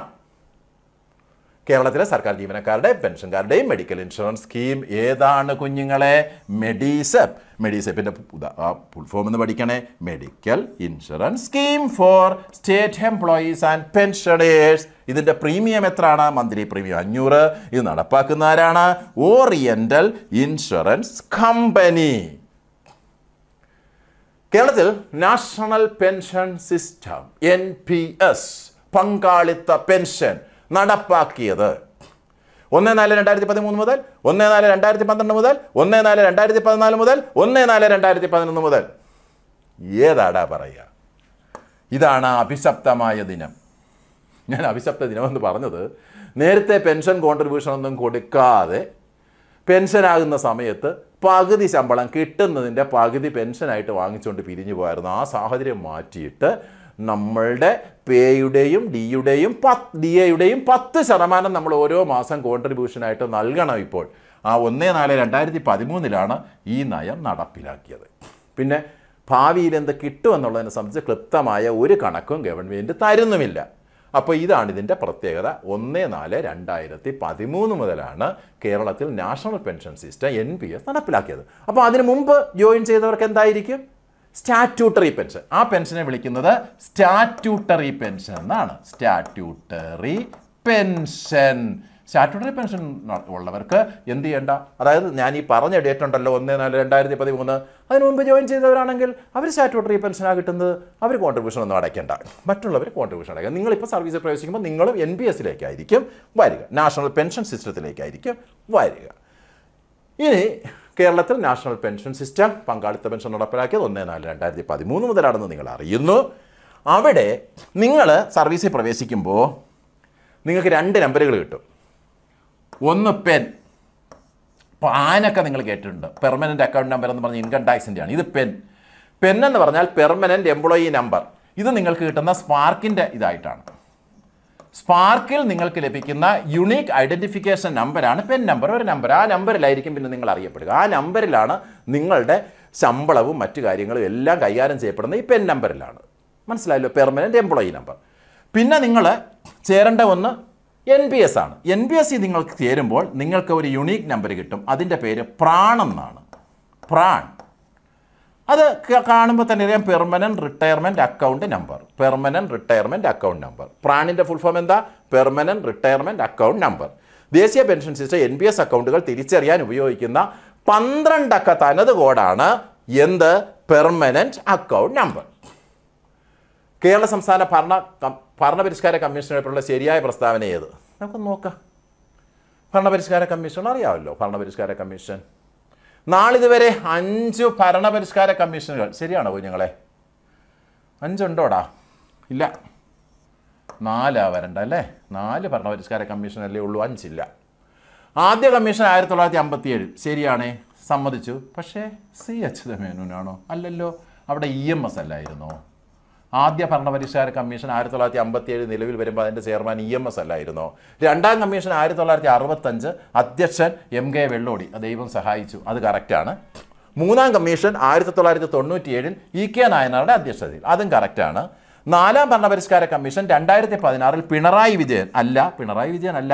അവിടെ ആരാണ്? അച്യുതാനന്ദനായിരുന്നു അല്ലേ? VS അച്യുതാനന്ദനായിരുന്നു ഈ ഭരണപരിഷ്കാര കമ്മീഷൻ്റെ ചെയർമാൻ. അദ്ദേഹം പിന്നീട് രാജിവെച്ചൊക്കെ പോയി, അതൊക്കെ വേറെ കാര്യം. അപ്പോൾ 4 ഭരണപരിഷ്കാര കമ്മീഷനുകളാണ് കേരളത്തിൽ നാളിതുവരെ ഉണ്ടായിട്ടുള്ളത്. മനസ്സിലായോ? അതിൽ നമുക്കറിയാം, ആദ്യ കമ്മീഷൻ 1957, അധ്യക്ഷൻ C അച്യുതമേനോനല്ല. അവിടെ ആരാണ്? EMS ആണ്. ഓർക്കുക. 1965 അധ്യക്ഷൻ MK വെള്ളോടി തന്നെയാണ്. 1997 EK നായനാരാണ്. അതുപോലെ തന്നെ 2016 ആരാണ്? പിണറായി അല്ല, VS അച്യുതാനന്ദനാണ്. അപ്പോൾ ഇവിടെ 3 നമ്മളോട് ചോദിച്ചത് ശരിയായ പ്രസ്താവനകളാണ്. അപ്പോൾ അവിടെ നമ്മൾ എന്താ പറയേണ്ടത്? ഇതിൽ ശരിയായ പ്രസ്താവന ഏതാ കുഞ്ഞുങ്ങളെ? 3ഉം 4ഉം മാത്രം അല്ലേ? 3ഉം 4ഉം മാത്രം ശരിയാണ്. ആ 1ഉം 5ഉം ഒക്കെ തെറ്റാണ് അല്ലേ? 1ഉം 2ഉം 5ഉം തെറ്റാണ്. അപ്പോൾ നമുക്ക് കാര്യങ്ങൾ മനസ്സിലായി. പിന്നെ 5 അല്ല ഉള്ളത്, 4ആണുള്ളത്. അതൊന്ന് മനസ്സിലാക്കി വെക്കണം കേട്ടോ. സുതാര്യവും ചുറുചുറുക്കുമുള്ള ഗവൺമെൻറ് പദ്ധതി എല്ലാവരിലും സുരക്ഷിതമായും വേഗത്തിലും ഡിപ്പാർട്ട്മെൻറ്റ് തലത്തിലുള്ള തടസ്സങ്ങളില്ലാതെയും എത്തുന്ന വിവരങ്ങൾ എല്ലാ പൗരന്മാർക്കും യാതൊരു പക്ഷഭേദവുമില്ലാതെ വ്യക്തമായ സേവനം ലഭ്യമാക്കുന്ന പദ്ധതി. ഈ ഗവേണൻസിനെ പറ്റി ഇങ്ങനെ അഭിപ്രായപ്പെട്ടത് നമുക്കേവർക്കും പ്രിയങ്കരനായ ഇങ്ങനെ ഒരു രാഷ്ട്രപതിയെ നമുക്ക് കാണാൻ കഴിയില്ല, ഒരു ഭരണത്തലവനെ കാണാൻ കഴിയില്ല. APJ അബ്ദുൽ കലാമിൻ്റെ വാക്കുകൾ അതെല്ലാം നിങ്ങളുടെ മനസ്സിലുണ്ട്. APJ അബ്ദുൽ കലാമാണിത് പറഞ്ഞത്. ഇന്ത്യ രാജ്യത്തെ ഡിജിറ്റൽ സംസ്ഥാനം കേരളമാണ്. ഇന്ത്യയിലെ ആദ്യത്തെ ഡിജിറ്റൽ സംസ്ഥാനം കേരളമാണ്. ഇത് സംബന്ധിച്ച പ്രഖ്യാപനം നടത്തിയ നമ്മുടെ പ്രസിഡന്റ് എന്ന് പറയുന്നത് പ്രണബ് കുമാർ മുഖർജിയാണ്. 2016 ഇത് സംബന്ധിച്ച പ്രഖ്യാപനം നടത്തിയത്. അപ്പോൾ നിങ്ങൾക്കൊരു സംശയം തോന്നും, ഈ ഡിജിറ്റൽ സംസ്ഥാനവും ഡിജിറ്റൽ സാക്ഷരതാ സംസ്ഥാനവും തമ്മിലുള്ള വ്യത്യാസം എന്താണ്? എന്താണ് ഡിജിറ്റൽ സംസ്ഥാനവും ഡിജിറ്റൽ സാക്ഷരതാ സംസ്ഥാനവും തമ്മിലുള്ള വ്യത്യാസമെന്ന് മനസ്സിലാക്കി വെക്കണം. സാക്ഷരതാ സംസ്ഥാനം എന്താണ് ആ വ്യത്യാസം? ഡിജിറ്റൽ സംസ്ഥാനവും ഡിജിറ്റൽ സാക്ഷരതാ സംസ്ഥാനവും. ഈ ഡിജിറ്റൽ സംസ്ഥാനം എന്നുള്ള പദവി എപ്പോഴാണ് ലഭിച്ചതെന്നറിയോ? നമ്മുടെ പഞ്ചായത്തുകളെ NFON എന്ന് പറയുന്ന ആ ഒരു നെറ്റ് വഴി കണക്റ്റ് ചെയ്തു, പരസ്പരം കണക്റ്റ് ചെയ്തപ്പോൾ 2016 പ്രണബ് കുമാർ മുഖർജി വന്ന് നമ്മൾ ഡിജിറ്റൽ സ്റ്റേറ്റാണ്, ഇന്ത്യയിലെ ആദ്യത്തെ ഡിജിറ്റൽ സ്റ്റേറ്റാണെന്ന് പ്രഖ്യാപിച്ചു. ഇനി ഡിജിറ്റൽ സാക്ഷരതാ സംസ്ഥാനം എന്നുള്ള പേര് കേൾക്കണമെങ്കിൽ നമ്മുടെ കേരളത്തിലുള്ള എല്ലാ കുടുംബങ്ങളിലെയും ആളുകൾ എന്ത് ചെയ്യണം? ഡിജിറ്റൽ സാക്ഷരത കൈവരിക്കണം. അതായത് ഒരു അക്കൗണ്ടിൽ കയറി ലോഗിൻ ചെയ്യാനും ലോഗൗട്ട് ചെയ്യാനും ഒരു കമ്പ്യൂട്ടർ പ്രവർത്തിപ്പിക്കാനും അതുപോലെ തന്നെ ഒരു മൊബൈലിലെങ്കിലും കാര്യങ്ങൾ ചെയ്യാനും ഒക്കെയുള്ളൊരു കഴിവ് നേടുന്ന ഒരു അവസ്ഥ വരുന്നതിനാണ് ഡിജിറ്റൽ സാക്ഷരത എന്ന് പറയുക. ഡിജിറ്റൽ സാക്ഷരതാ സംസ്ഥാനം കേരളം ഇതുവരെ ആയിട്ടില്ല കേട്ടോ. അതിലേക്കുള്ള ചുവടുവെപ്പിലാണ് നമ്മൾ. അതിനുവേണ്ടി നമ്മൾ ഡിജി കേരളം എന്ന് പറയുന്ന ഒരു പദ്ധതി, ഒരു 100 ദിന കർമ്മ പരിപാടി നമ്മളിപ്പോൾ ആവിഷ്കരിച്ച് നടപ്പിലാക്കുന്നുണ്ട്. ഡിജി കേരളം. എന്താണത്? ഡിജി കേരളം മറക്കരുത്. അപ്പോൾ ഇവിടെ നമ്മൾ നേടിയത് ഡിജിറ്റൽ സംസ്ഥാനമാണ്, അല്ല ഡിജിറ്റൽ സാക്ഷരതാ സംസ്ഥാനം. ഇത് കണ്ടിട്ട് ഡിജിറ്റൽ സാക്ഷരതാ സംസ്ഥാനം ഏതാണെന്ന് ചോദിച്ചാൽ ഒന്നും പറയരുത്. ഡിജിറ്റൽ സാക്ഷരത ഇതുവരെ നമ്മൾ കൈവരിച്ചിട്ടില്ല കേട്ടോ, ഓർക്കണം. ദേശീയ ഓപ്റ്റിക്കൽ ഫൈബർ നെറ്റ്വർക്ക് NOFN പദ്ധതിക്ക് കീഴിലായി സംസ്ഥാനത്തെ എല്ലാ ഗ്രാമങ്ങളെയും ബ്രോഡ്ബാൻഡ് ബന്ധത്തിലൂടെ ബന്ധിപ്പിച്ച് ഇന്ത്യയിലെ ആദ്യത്തെ ഡിജിറ്റൽ സംസ്ഥാന നേട്ടം കേരളം കൈവരിച്ചു. 2016 കോഴിക്കോട് വെച്ച് രാഷ്ട്രപതി പ്രണബ് കുമാർ മുഖർജിയാണ് നമ്മുടെ കേരളത്തെ ആദ്യത്തെ ഡിജിറ്റൽ സ്റ്റേറ്റായി പ്രഖ്യാപിച്ചത്. സമ്പൂർണ്ണ ഡിജിറ്റൽ സാക്ഷരതാ സംസ്ഥാനമാക്കി കേരളത്തെ മാറ്റാനാക്കിയുമായി കേരള ഗവൺമെൻറ് 2023 100 ദിന കർമ്മ പരിപാടിയുടെ ഭാഗമായി ആവിഷ്കരിച്ച പദ്ധതി ഞാനിപ്പോൾ പറഞ്ഞ് നാവെടുത്തതേ ഉള്ളൂ, എല്ലാവർക്കും അറിയാം. ഡിജി കേരളം മറക്കല്ലേ കുഞ്ഞുങ്ങളെ. സാധ്യത വളരെയേറെയുള്ള ചോദ്യമാണിത്. സമ്പൂർണ്ണ ഡിജിറ്റൽ സാക്ഷരത, കണ്ടോ, ഡിജിറ്റൽ സംസ്ഥാനമല്ല, ഡിജിറ്റൽ സാക്ഷരത സംസ്ഥാനമാക്കി കേരളത്തെ മാറ്റാനായി കേരള ഗവൺമെൻറ് 2023 100 ദിന കർമ്മ പരിപാടിയുടെ ഭാഗമായി ആവിഷ്കരിച്ച പദ്ധതി ഡിജി കേരളം. ഇന്ത്യയിലെ ആദ്യ സമ്പൂർണ്ണ ഡിജിറ്റൽ സാക്ഷരതാ പഞ്ചായത്തായി 2022 സെപ്റ്റംബറിൽ തിരഞ്ഞെടുക്കപ്പെട്ട ഗ്രാമപഞ്ചായത്ത് ഏതെന്ന് ചോദ്യം. ഡിജിറ്റൽ സാക്ഷരത നമ്മൾ പൂർണ്ണമായി കൈവരിച്ചിട്ടില്ല, പക്ഷേ സമ്പൂർണ്ണ ഡിജിറ്റൽ സാക്ഷരത കൈവരിച്ച ഒരു പഞ്ചായത്തുണ്ട്. ആ പഞ്ചായത്തിൽ അവിടുത്തെ പ്രവർത്തകർ എല്ലാ കുടുംബങ്ങളിലും കയറി ഇറങ്ങി ഓരോ കുടുംബത്തിലെയും എല്ലാവരെയും അവരെന്ത് ചെയ്തു? ഡിജിറ്റൽ സാക്ഷരത കൈവരിക്കാൻ സഹായിച്ചു, അവരെ പരിശീലിപ്പിച്ച് റെഡിയാക്കിയെടുത്തു. അങ്ങനെ ഈ പഞ്ചായത്ത് നമ്മുടെ കേരളത്തിൻ്റെ ഖ്യാതി അഖിലേന്ത്യാ ലെവലിൽ ഉയർത്തി. ഇന്ത്യയിലെ ആദ്യ സമ്പൂർണ്ണ ഡിജിറ്റൽ സാക്ഷരതാ പഞ്ചായത്തായി പുല്ലമ്പാറയെ നിങ്ങൾക്കറിയാം. തിരുവനന്തപുരത്തുകാർക്ക് പുല്ലമ്പാറ അറിയാതെ പോവില്ല. പുല്ലമ്പാറ തിരുവനന്തപുരം ജില്ലയിലാണ്. ഇന്ത്യയിലെ സമ്പൂർണ്ണ ഡിജിറ്റൽ സാക്ഷരതാ പഞ്ചായത്തായി 2022 സെപ്റ്റംബറിൽ തിരഞ്ഞെടുക്കപ്പെട്ട ഗ്രാമപഞ്ചായത്താണ്.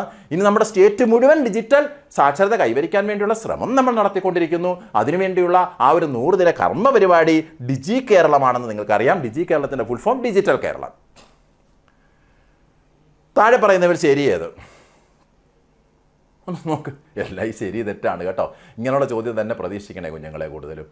കാരണം നമ്മുടെ മെയിൻ പരീക്ഷയാണ്. ഞാൻ മുഷിപ്പിക്കുകയാണെന്നൊന്നും കരുതല്ലേ.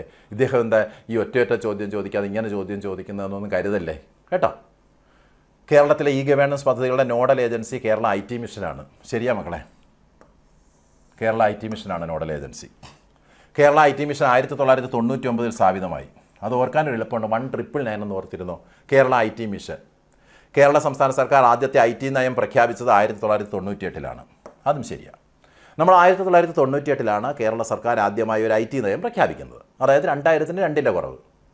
തൊട്ടടുത്ത വർഷം 1999 നമ്മൾ അതിനുവേണ്ടി IT മിഷൻ രൂപീകരിച്ചു.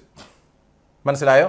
IT മിഷൻ സ്ഥാപിച്ചു. ഈ IT മിഷനാണ് കേരളത്തിലെ പദ്ധതികളുടെ ഗവേണൻസ് പദ്ധതികളുടെ നോഡൽ ഏജൻസി. അപ്പോൾ ഇതൊന്ന് മനസ്സിലാക്കി വയ്ക്കുക. അപ്പോൾ നമുക്കറിയാം ഇതിനകത്ത് 1, 2, 3 ശരിയാണ്.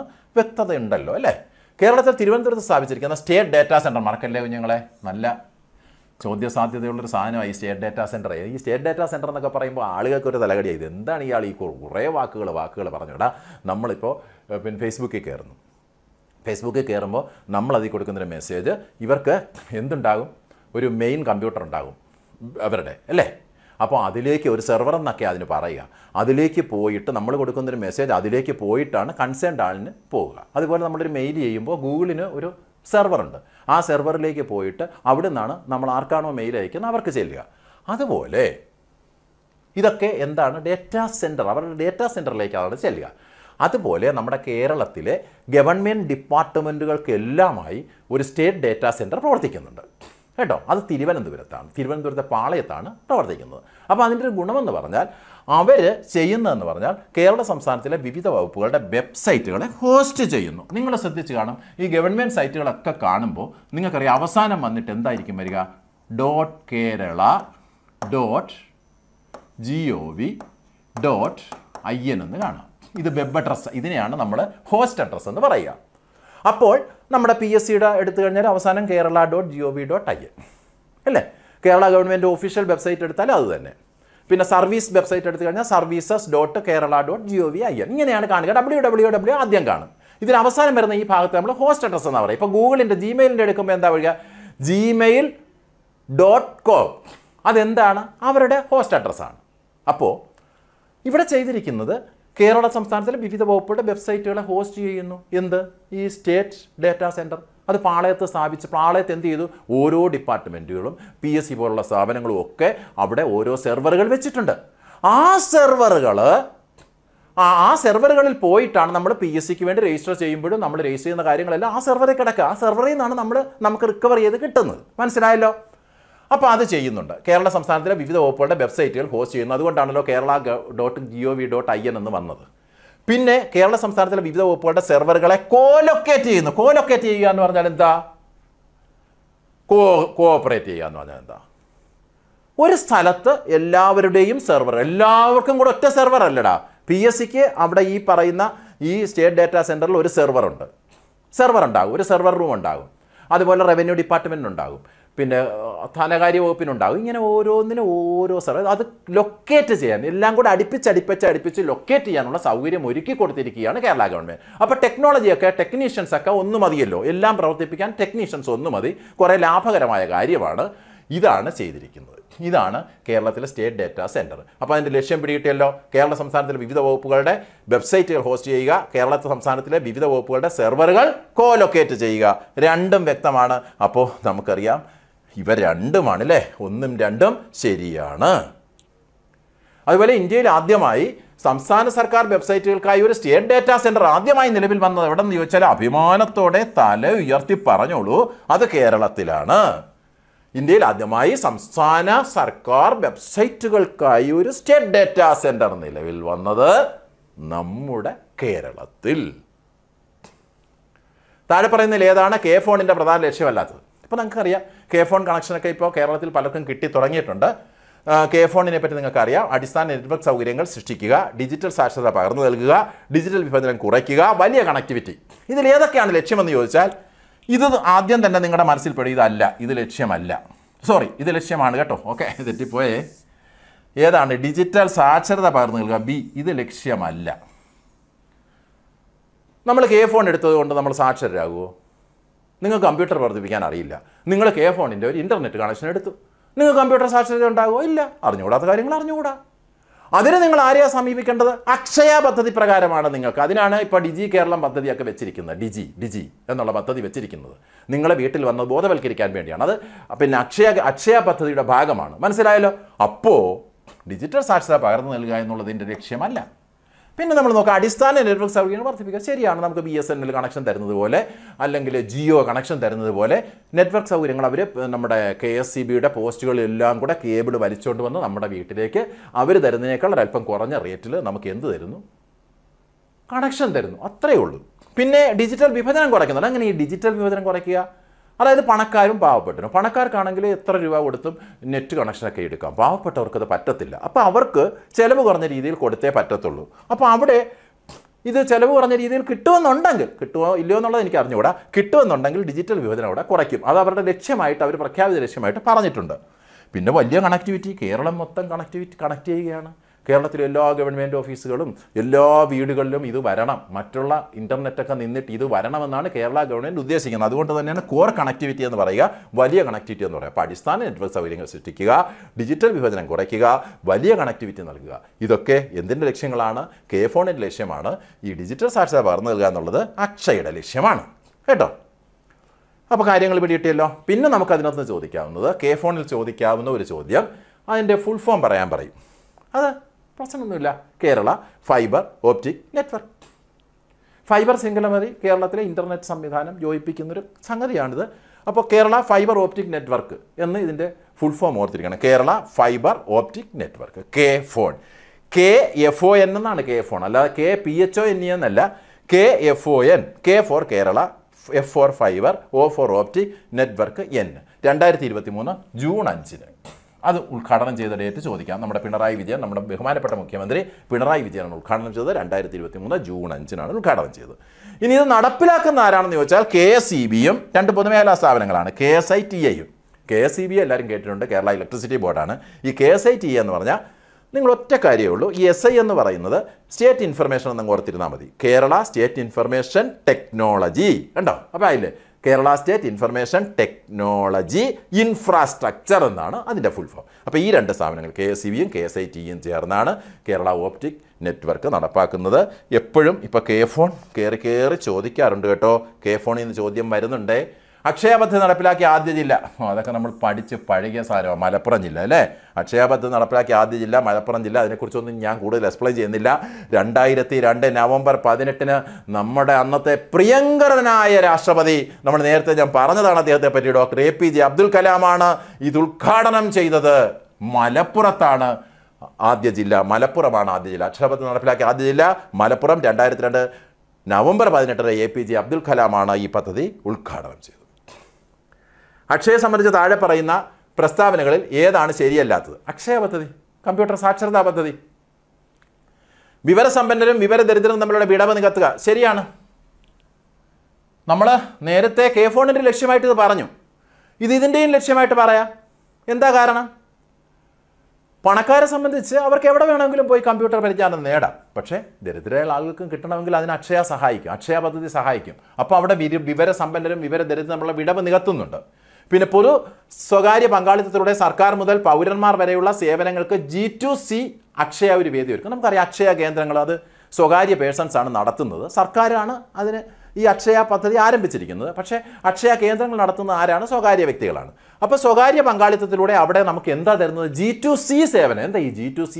G എന്ന് പറഞ്ഞാൽ ഗവൺമെൻറ്, C എന്ന് പറഞ്ഞാൽ സിറ്റിസൺ. G2C എന്ന് പറഞ്ഞാൽ എന്താ? ഗവൺമെൻറ്റിൽ നിന്ന് സിറ്റിസൺ, ഗവൺമെൻറ്റിൽ നിന്ന് പൗരന്മാർക്കുള്ള സേവനങ്ങളാണ്. അതിനുള്ള വേദി ഒരുക്കുകയാണ്. പിന്നെ തദ്ദേശ സ്വയംഭരണ സ്ഥാപനങ്ങളുടെ റിക്രൂട്ട്മെൻറ്റ് ഏജൻസിയായി ഇത് പ്രവർത്തിക്കുന്നു എന്ന് പറഞ്ഞാൽ അങ്ങനെയൊന്നുമില്ല. അക്ഷയ എങ്ങനെ റിക്രൂട്ട്മെൻറ്റ് ഏജൻസി അതൊക്കെ PSCയുടെയും എംപ്ലോയ്മെൻറ്റ് എക്സ്ചേഞ്ചിൻ്റെയൊക്കെ പരിപാടിയല്ലേ. പിന്നെ ICT വഴി പൗരന്മാർക്ക് കാര്യക്ഷമവും സുതാര്യവും സൗകര്യപ്രദവുമായ സേവനം അക്ഷയ നൽകുന്നു. അതൊക്കെ കറക്റ്റാണ്. അപ്പോൾ ഈ ഒരു സാധനം ഒരു അപശകുനമായിട്ടുണ്ട്. അതിനെ അങ്ങ് എടുത്തു കളഞ്ഞ് ബാക്കി പറഞ്ഞാൽ മതി. അപ്പോൾ ഇതിൽ തെറ്റായ പ്രസ്താവന ഏതായിരുന്നു? ശരിയല്ലാത്തത്. നോക്കണം എപ്പോഴും ഇത് ശരിയല്ലാത്തത്, തെറ്റായത്, ശരിയായത്. അപ്പോൾ ശരിയല്ലാത്തതാണ് എടുക്കേണ്ടത് ഇത് കേട്ടോ, തെറ്റിപ്പോരുത്. ആധുനിക സാങ്കേതികവിദ്യയുടെ ശരിയായ വിനിയോഗത്തിലൂടെ ഫയലുകളിൽ തീരുമാനമെടുക്കുന്നതിൻ്റെ കാലതാമസം ഒഴിവാക്കാൻ ലക്ഷ്യത്തോടെ നടപ്പിലാക്കിയത്. ഇത് നിങ്ങൾ അറിഞ്ഞേ പറ്റൂ. കാരണം നിങ്ങൾ സർവീസിൽ പ്രവേശിച്ചു കഴിഞ്ഞാൽ നിങ്ങളുടെ ഓഫീസ് പഴയ ഓഫീസല്ല, ഫയലുകളുടെ ഓഫീസല്ല, ഫയൽ കൂമ്പാരങ്ങളുടെ ഓഫീസല്ല, കടലാസ് കെട്ടുകൾ നിറഞ്ഞ പൊടി നിറഞ്ഞ ഒരു ഓഫീസല്ല. ഇന്ന് കമ്പ്യൂട്ടറുകൾ കൊണ്ട് അലങ്കൃതമായ ഈ ഓഫീസാണ്. അവിടെ ഫയലുകൾ കൈകാര്യം ചെയ്യപ്പെടുന്നത് കമ്പ്യൂട്ടറിലൂടെയാണ്. ഫയലുകൾ ട്രാൻസ്ഫർ ചെയ്യപ്പെടുന്നത് ഒരു കമ്പ്യൂട്ടറിൽ നിന്ന് മറ്റൊരു കമ്പ്യൂട്ടറിലേക്കാണ്. ഈ ഓഫീസ് മറക്കരുത്. ആധുനിക സാങ്കേതികവിദ്യയുടെ ശരിയായ വിനിയോഗത്തിലൂടെ ഫയലുകളിൽ തീരുമാനമെടുക്കുന്നില്ല കാലതാമസം ഒഴിവാക്കാൻ ലക്ഷ്യത്തോടെ നടപ്പിലാക്കിയത് ഈ ഓഫീസാണ്. മനസ്സിലാക്കണേ. കേരളത്തിൽ ആദ്യ സൈബർ പോലീസ് സ്റ്റേഷൻ പട്ടം, തിരുവനന്തപുരം. അപ്പോൾ ഇന്ത്യയിൽ എവിടെയായിരുന്നു? ബാംഗ്ലൂരിൽ അല്ലേ. ഇന്ത്യയുടെ ബാംഗ്ലൂരിൽ. കേരളത്തിൽ ആദ്യ cyber police station Pattom, Thiruvananthapuram. The first cyber crime police station in India was established in Bangalore, Karnataka. ഇന്ത്യയിൽ ചോദിച്ചാൽ ബാംഗ്ലൂർ, കർണാടക. കേരളത്തിൽ ചോദിച്ചാൽ പട്ടം, തിരുവനന്തപുരം. ഓക്കെ അല്ലേ? ഇന്ത്യയിലെ ആദ്യത്തെ high speed rural broadband system. നമ്മൾ പറഞ്ഞു ഇതുവഴി കേരളത്തിൽ 2016 ആയപ്പോൾ നമ്മൾ എല്ലാ പഞ്ചായത്തുകളെയും തമ്മിൽ ബന്ധിപ്പിച്ചു. അതുകൊണ്ടാണ് നമുക്ക് അന്ന് ഡിജിറ്റൽ സ്റ്റേറ്റ് എന്നുള്ള പദവി കിട്ടിയത്. ഈ പദ്ധതി high speed rural broadband network NOFN എന്ന് പറയുന്ന പദ്ധതി ഈ ഭാരത സർക്കാർ ആദ്യമായി ഇന്ത്യയിൽ നടപ്പിലാക്കിയത് നമുക്ക് വിശ്വസിക്കാൻ കഴിയില്ല, നമ്മുടെ കേരളത്തിലെ ഇടുക്കി ജില്ലയിലാണ്. കേരളത്തിലെ ഇടുക്കി ജില്ലയിലാണ്. അത് ഓർത്തിരിക്കണം കേട്ടോ. കേരളത്തിലെ ഇടുക്കി ജില്ല. കേരളത്തിൽ ഡിജിറ്റൽ മാധ്യമ സാക്ഷരതാ പരിശീലന പരിപാടി. കുഞ്ഞുങ്ങളെ, നെറ്റ് നല്ലതാണ്. ഇന്ന് നമുക്ക് ഒരു പൊതുവിജ്ഞാനത്തെ സംബന്ധിച്ചൊരു സംശയം വന്നു കഴിഞ്ഞാൽ ഉടൻ ഗൂഗിളിൽ സെർച്ച് ചെയ്യാം, നമുക്കറിയാം. പിന്നെ പല പല ആപ്പുകളുണ്ട്, ഇതൊക്കെ അറിയാനുള്ള ആപ്പുകളുണ്ട്. എന്ത് കാര്യങ്ങൾക്കും മറുപടി തരും. പക്ഷെ അതിൽ ചതിക്കുഴികളുണ്ടല്ലേ, നമ്മൾ പെട്ടുപോകാറുണ്ട്. എത്രയോ ചെറുപ്പക്കാരികളായ സ്ത്രീകളാണ് ഇതിൻ്റെ പേരിൽ പലരും സൗഹാർദ്ദമൊക്കെ നടിച്ചു വന്ന് ഇവരെയൊക്കെ കൂട്ടിക്കൊണ്ടുപോയി തട്ടിക്കൊണ്ടുപോയി നശിപ്പിക്കുന്നുണ്ട്. അതുപോലെ നമ്മുടെ പണം പോകുന്നുണ്ട്. നമ്മൾ ആവശ്യമില്ലാത്ത ചൂതുകളിയിലും മറ്റു കാര്യങ്ങളിലും ഏർപ്പെടുന്നുണ്ട്. ഇങ്ങനെയൊക്കെ ഒരുപാട് കാര്യങ്ങൾ നമ്മളാകെ വഷളായി പോകുന്നുണ്ട്. നല്ലതിനോടൊപ്പം ചീത്തയും അതിലുണ്ട്. അപ്പോൾ അവിടെ നല്ലത് മാത്രം ഉപയോഗിക്കണം. അതിനുവേണ്ടി മാധ്യമ സാക്ഷരതാ പരിപാടി മുതിർന്നവർ ഒക്കെ വേണമെന്ന് ചോദിച്ചാൽ മുതിർന്നവർക്ക് വേണ്ടിയല്ല, ചെറുപ്പക്കാർക്ക് വേണ്ടിയാണ്. കേരള സർക്കാർ നടപ്പാക്കുന്നത്. ആ പദ്ധതിയുടെ പേര് സത്യമേവ ജയതേ എന്നാണ്. ആ പദ്ധതിയുടെ പേരാണ് സത്യമേവ ജയതേ. ഇത് പലപ്പോഴും ചോദിച്ചിട്ടുള്ള ചോദ്യമാണ്. കേരളത്തിലെ ഡിജിറ്റൽ മാധ്യമ സാക്ഷരതാ പരിശീലന പരിപാടി, അല്ലാതെ സത്യവും മിഥ്യയും, ഇൻ്റർനെറ്റിലെ സത്യവും മിഥ്യയും തിരിച്ചറിയുവാൻ കേരളത്തിലെ വിദ്യാർത്ഥികളെ പ്രേരിപ്പിക്കുന്ന, അതിന് പരിശീലനം നൽകുന്ന പദ്ധതി ഏതെന്നൊക്കെ ചോദിച്ചാൽ ഓർക്കുക, നിങ്ങളപ്പോൾ മനസ്സുകൊണ്ട് പറയുക സത്യമേവ ജയതേ കേട്ടോ. സത്യം ജയിക്കട്ടെ, സത്യമേവ ജയതേ. ഓക്കെ അല്ലേ മക്കളെ? കേരള ജിയോ പോർട്ടൽ എന്നറിയപ്പെടുന്നത് KSDI ആണ്. ഈ ജിയോ പോർട്ടൽ എന്നൊക്കെ കേട്ട് പേടിക്കേണ്ട. നമ്മുടെ കേരള സ്റ്റേറ്റ് ഈ KSDI എന്ന് പറഞ്ഞാൽ അതിൻ്റെ full form the Kerala state special data instruction KSDI ആണ്. അത് നമ്മുടെ കേരളത്തിൻ്റെ അതിരുകൾ, ഭൂമിശാസ്ത്രം, ഭൂവിനിയോഗം, ജനസംഖ്യ, ഗതാഗത മാർഗങ്ങൾ, കാർഷിക സാമൂഹ്യ സാമ്പത്തിക സ്ഥിതി, വിഭവങ്ങൾ, അടിസ്ഥാന സൗകര്യങ്ങൾ ഇവയെപ്പറ്റി ഉള്ള വിവരങ്ങൾ പങ്കുവെക്കുന്നതിനുള്ള ഒരു പോർട്ടലാണ് ഈ KSDI. ഈ KSDI പോർട്ടലിൽ കയറി കഴിഞ്ഞാൽ ഇതൊക്കെ നിങ്ങൾക്ക് കാണാൻ കഴിയും. മനസ്സിലായോ? അത് the Kerala state special data infrastructure KSDI ആണ് കേട്ടോ. താഴെ പറയുന്നതിൽ ശരിയായ ജോഡി ഏത് നമുക്ക് നോക്കാം. ടെക്നോ പാർക്ക്, സമ്മതിച്ചു, തിരുവനന്തപുരമാണ്. ഇൻഫോ പാർക്ക് അല്ല കോഴിക്കോടല്ല. പിന്നെ എങ്ങോട്ട് വിടാം? വണ്ടി കൊച്ചിക്ക് വിടുക. ഇൻഫോ പാർക്ക് കൊച്ചിയിലാണ്. സൈബർ പാർക്ക് വണ്ടി കൊച്ചിയിൽ നിന്ന് കോഴിക്കോടിന് വിടുക. അപ്പോൾ മക്കളെ 2 3 തെറ്റാടാ, 1 മാത്രമാണ് ശരി. ശരിയായ ജോഡിയാണോ തെറ്റായ ജോഡിയാണോ ചോദിച്ചത്? ശരിയായ ജോഡിയാണ് ചോദിച്ചത്. അപ്പോൾ എന്താ? 1 മാത്രമെന്ന് നമ്മൾ ആൻസർ പറയും. മനസ്സിലാക്കിയിരിക്കണേ, നമ്മുടെ ടെക്നോ പാർക്ക് തിരുവനന്തപുരത്താണ്, നമ്മുടെ ഇൻഫോ പാർക്ക് കൊച്ചിയിലാണ്, നമ്മുടെ സൈബർ പാർക്ക് എവിടെയാണ്? കോഴിക്കോടാണ് കേട്ടോ. കേരള ഗവൺമെൻറ്റിൻ്റെ ഔദ്യോഗിക വെബ്സൈറ്റ് നിങ്ങൾക്കറിയാവുന്നേ, www.kerala.gov.in. നമ്മുടെ സർക്കാർ വകുപ്പുകൾക്ക് വരുന്ന ആ ഒരു ഹോസ്റ്റ് അഡ്രസ്സ് തന്നെയാണ് അവിടെ. ആ ഹോസ്റ്റ് അഡ്രസ്സ് മാത്രമേ ഉള്ളൂ. കാരണം അത് കേരള ഗവൺമെൻറ് ഔദ്യോഗിക വെബ്സൈറ്റാണ് kerala.government. അതേസമയം കേരള ഗവൺമെൻറ് സർവീസ് വെബ്സൈറ്റ്, എല്ലാ സർവീസുകളും ഒരേ രീതിയിൽ അണിനിരത്തുന്ന ഒരു വെബ്സൈറ്റ് ഉണ്ട്. അത് സർവീസ് പോർട്ടൽ എന്നാണ് അറിയപ്പെടുക. www.services.kerala.gov. പിന്നെ സ്പാർക്ക് നമുക്കറിയാം. കേരളം നമ്മൾ ഗവൺമെൻറ് ജീവനക്കാർ, നമ്മൾ ജീവനക്കാരായിട്ട് പ്രവേശിച്ച് കഴിഞ്ഞാൽ നമ്മൾ സ്പാർക്കിൽ രജിസ്റ്റർ ചെയ്യണം. ഞാൻ പറഞ്ഞല്ലോ, അവിടെ ഒരു പെൻ നമ്പർ എന്ന് പറയുന്ന നമ്പർ തരും. അവിടെയാണ് ശമ്പളവും നിങ്ങളുടെ ശമ്പള ഡീറ്റെയിൽസും എല്ലാം രേഖപ്പെടുത്തപ്പെടുന്ന ആ പോർട്ടലാണ്. പിന്നെ കേരള PSC, കേരള ഗവൺമെൻറ് അറിയാമല്ലോ. നിങ്ങളവിടെയൊക്കെ നിങ്ങൾക്കൊരു പ്രൊഫൈലുണ്ട്. ആ പ്രൊഫൈലിലൂടെയാണ് നിങ്ങൾ അപേക്ഷകൾ അയക്കുന്നത്. അപ്പോൾ ഇതൊക്കെ നിങ്ങൾക്കറിയാം. അപ്പോൾ നമ്മുടെ കേരള ഗവൺമെൻറ് ഔദ്യോഗിക പോർട്ടൽ www.kerala.government.in. താഴെ പറയുന്നതിൽ എന്താണ് ഭരണപരമായ വിധി നിർണ്ണയത്തിൽ ഉചിതമായ ഉദാഹരണം? നമ്മൾ ഭരണപരമായ വിധി നിർണ്ണയമുണ്ട്, ജുഡീഷ്യലായ വിധി നിർണ്ണയമുണ്ട്. അത് നമ്മുടെ കോടതികളൊക്കെ നടത്തുന്ന ജുഡീഷ്യലായിട്ടുള്ള വിധി നിർണ്ണയമാണ്. പക്ഷേ ഭരണപരമായ വിധി നിർണ്ണയം നടത്തുന്ന ഒരു സ്ഥാപനം നമുക്കുണ്ട്. അത് കേരള അഡ്മിനിസ്ട്രേറ്റീവ് ട്രിബ്യൂണലാണ്. മനസ്സിലായോ? അതൊക്കെ അവർ സിവിൽ പ്രൊസീജിയർ കോഡൊന്നും അനുസരിച്ചായിരിക്കില്ല. അവർക്ക് അവരുടേതായ പ്രൊസീജിയർ നിയമങ്ങൾ നിർമ്മിക്കാനുള്ള അധികാരമുണ്ട്. അപ്പോൾ കേരള അഡ്മിനിസ്ട്രേറ്റീവ് ട്രിബ്യൂണലാണ് ഇവിടെ വരിക. താഴെ പറയുന്നവയിൽ ഏതാണ് ഭരണപരമായ വിധി നിർണ്ണയത്തിന് ഉചിതമായ ഉദാഹരണമെന്ന് ചോദിച്ചാൽ നമുക്ക് എടുത്താൻ കഴിയുന്നത് കേരള അഡ്മിനിസ്ട്രേറ്റീവ് ട്രിബ്യൂണലാണ് കുഞ്ഞുങ്ങളെ. അല്ല, ഇവിടെ തെറ്റായിട്ടാണ് കൊടുത്തിരിക്കുന്നത്. ഇത് കേട്ടോ, ഇവിടെ ഏതാണ്? ഇതാണ് ശരി. എന്താണ് ഉചിതമായ ഉദാഹരണം? ഇതാണ് കേട്ടോ, കേരള അഡ്മിനിസ്ട്രേറ്റീവ് ട്രിബ്യൂണൽ കേട്ടോ. കേരള അഡ്മിനിസ്ട്രേറ്റീവ് ട്രിബ്യൂണൽ, ഇതാണ് അതിൻ്റെ ഉത്തരം. ഇതല്ല കേട്ടോ, ഇതല്ല, ഇതാണ് ശരി ഉത്തരം. Kerala administrative tribunal. താഴെ പറയുന്ന പ്രസ്താവനകളിൽ ശരിയായ പ്രസ്താവനകൾ കണ്ടെത്തൂ. കണ്ടെത്താം. ഇന്ത്യൻ ഭരണഘടനാ ഭാഗം 14 അഡ്മിനിസ്ട്രേറ്റീവ് ട്രിബ്യൂണലുകളെ പറ്റി മാത്രം പ്രതിപാദിക്കുന്നു. ഇതൊരു കൺഫ്യൂഷൻ ഉണ്ടാക്കുന്ന കാര്യമാണ്. ഇന്ത്യൻ ഭരണഘടനാ ഭാഗം 14 നമുക്കറിയാം, സിവിൽ സർവീസിനെ പറ്റിയാണ് പറയുക. 14A എന്താ പറയുക? ട്രിബ്യൂണലുകളെ പറ്റിയെന്ന് നമുക്ക് പറയാം. ട്രിബ്യൂണലുകളെ പറ്റിയെന്ന് പറഞ്ഞാൽ നമുക്ക് ശരിയായിട്ട് പറയാം, കറക്റ്റാണ്. ട്രിബ്യൂണലുകളെ പറ്റി. അതെന്താ അങ്ങനെ? ട്രിബ്യൂണലുകളെ പറ്റിയെന്ന് പറഞ്ഞാൽ ശരിയാണെന്ന് പറയുന്ന കാര്യം എന്താ? ട്രിബ്യൂണലുകൾ 2 തരമല്ലേ മക്കളെ? എന്തൊക്കെയുണ്ട്? അഡ്മിനിസ്ട്രേറ്റീവ് ട്രിബ്യൂണലുമുണ്ട്, മറ്റ് ട്രിബ്യൂണലുകളുമുണ്ട്. ഇതിൽ അഡ്മിനിസ്ട്രേറ്റീവ് ട്രിബ്യൂണൽ ഈ 14A തന്നെ 323A എന്ന് പറയുന്ന ഒരു അനുച്ഛേദമുണ്ട്. ഈ അനുച്ഛേദത്തിലാണ് എന്തിനെപ്പറ്റി പറയുക? അഡ്മിനിസ്ട്രേറ്റീവ് ട്രിബ്യൂണലിനെ പറ്റി പറയുക. അഡ്മിനിസ്ട്രേറ്റീവ് ട്രിബ്യൂണലിനെ പറ്റി പറയുക. ഇനി അതിൽ തന്നെ വേറൊരു ആർട്ടിക്കിളുണ്ട്, 323B. ഈ 323Bയിലാണ് മറ്റ് ട്രിബ്യൂണലുകൾ, അതർ ട്രിബ്യൂണലുകളെ പറ്റി പറയുക. അപ്പോൾ ഇത്രയും നമ്മൾ മനസ്സിലാക്കിയപ്പോൾ ഈ 14A 2 ആർട്ടിക്കിൾ ഉണ്ടല്ലോ. 323A അഡ്മിനിസ്ട്രേറ്റീവ് ട്രിബ്യൂണലിനെ പറ്റി പറയുന്നു, 323B മറ്റു ട്രിബ്യൂണലിനെ പറ്റി പറയുന്നു. ഒരു ഭരണഘടനാ ഭാഗം എടുത്തിട്ട് അത് മാത്രമാണ് പറയുന്നതെന്ന് നമ്മൾ സമ്മതിച്ചു കൊടുക്കുമോ? ഇല്ല. അപ്പോൾ അത് തെറ്റാണ്. അഡ്മിനിസ്ട്രേറ്റീവ് ട്രിബ്യൂണലിനെ പറ്റി മാത്രമല്ല പറയുന്നത്, അഡ്മിനിസ്ട്രേറ്റീവ് ട്രിബ്യൂണലിനെ പറ്റി പറയുന്നുണ്ട്. അതോടൊപ്പം മറ്റ് ട്രിബ്യൂണൽ 323B മറ്റ് ട്രിബ്യൂണലുകളെ പറ്റിയും പറയുന്നുണ്ടല്ലോ ആർട്ടിക്കിൾ. പിന്നെ ഇന്ത്യൻ ഭരണഘടനാ ഭാഗം 14 ഭരണഘടനയോട് കൂട്ടിച്ചേർക്കപ്പെട്ടത് 1976 42 ഭരണഘടനാ ഭേദഗതി പ്രകാരമാണ്. ശരിയാണ്. 1976 42 ഭരണഘടനാ ഭേദഗതിയെ പറ്റി നമ്മൾ ഒരുപാടൊക്കെ ചർച്ച ചെയ്തിട്ടുള്ളതാണ്. അത് മിനി കോൺസ്റ്റിറ്റ്യൂഷൻ എന്നറിയപ്പെടുന്നതാണ്. അടിയന്തരാവസ്ഥ കാലത്ത് ഇന്ദിരാഗാന്ധിയുടെ കാലത്തുണ്ടായ ഒരു ഭീമമായ അമെൻമെൻറ്റാണ്. കുറേ അമെൻമെൻറ്റുകൾ നടത്തി. അതുകൊണ്ടാണ് അതിനെ കോൺസ്റ്റിറ്റ്യൂഷൻ മിനി കോൺസ്റ്റിറ്റ്യൂഷൻ എന്നൊക്കെ വിശേഷിപ്പിക്കുന്നത്. അത് കറക്റ്റാണ്. അഡ്മിനിസ്ട്രേറ്റീവ് ട്രിബ്യൂണലുകളെ പറ്റി പ്രതിപാദിക്കുന്ന ഭരണഘടനാ അനുച്ഛേദം 323B ആണെന്ന്. അല്ല മക്കളെ, 323A ആടാ. ഈ 14A 322 ആർട്ടിക്കിളേ ഉള്ളതിൽ 323A 323B ഉള്ളൂ. അതിൽ 323A അഡ്മിനിസ്ട്രേറ്റീവ് ട്രിബ്യൂണലുകളെ പറ്റി പറയുക. മറ്റ് ട്രിബ്യൂണലുകളെ പറ്റിയാണ് 323B പറയുക. അപ്പോൾ നമുക്ക് ആകെ ശരിയെന്ന് പറയാൻ ആകെ 2 മാത്രമേ കിട്ടിയുള്ളല്ലോ കുഞ്ഞുങ്ങളെ. 2 മാത്രമേ ഉള്ളൂ. ഓക്കെ അല്ലേ? ആർട്ടിക്കിൾ 323A സംബന്ധിച്ച് താഴെ പറയുന്ന പ്രസ്താവനകളിൽ ഏതാണ് ശരിയെന്ന് നോക്കാം. ഏതാ ശരി?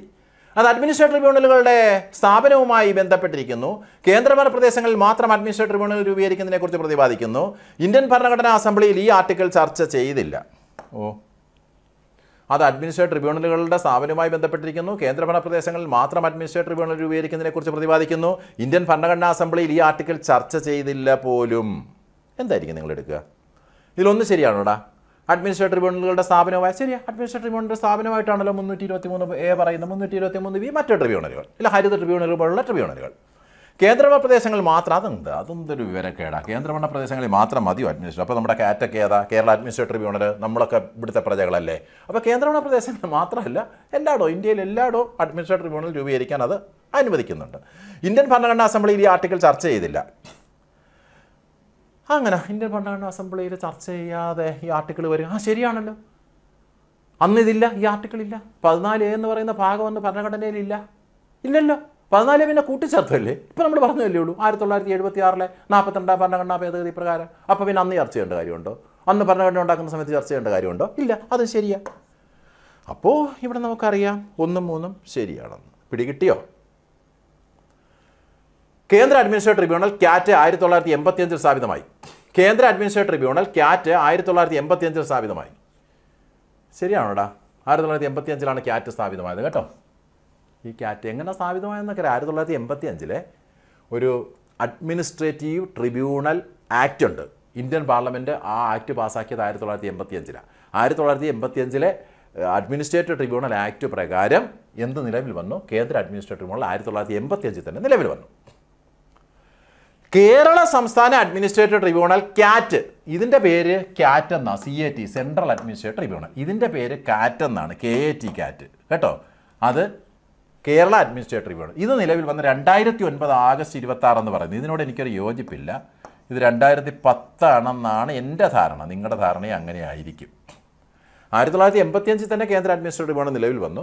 പക്ഷേ നമ്മുടെ ട്രിബ്യൂണൽ നിലവിൽ വരുന്നത് 2010 2010 ഓഗസ്റ്റ് 26 ഇത് നിലവിൽ വന്നത് കേട്ടോ. അപ്പോൾ അവിടെ ഒന്ന് മാത്രമാണ് ശരി. ഓർത്തോണം, ഈ 2 ഡേറ്റുകളും വളരെ പ്രസക്തമാണ്.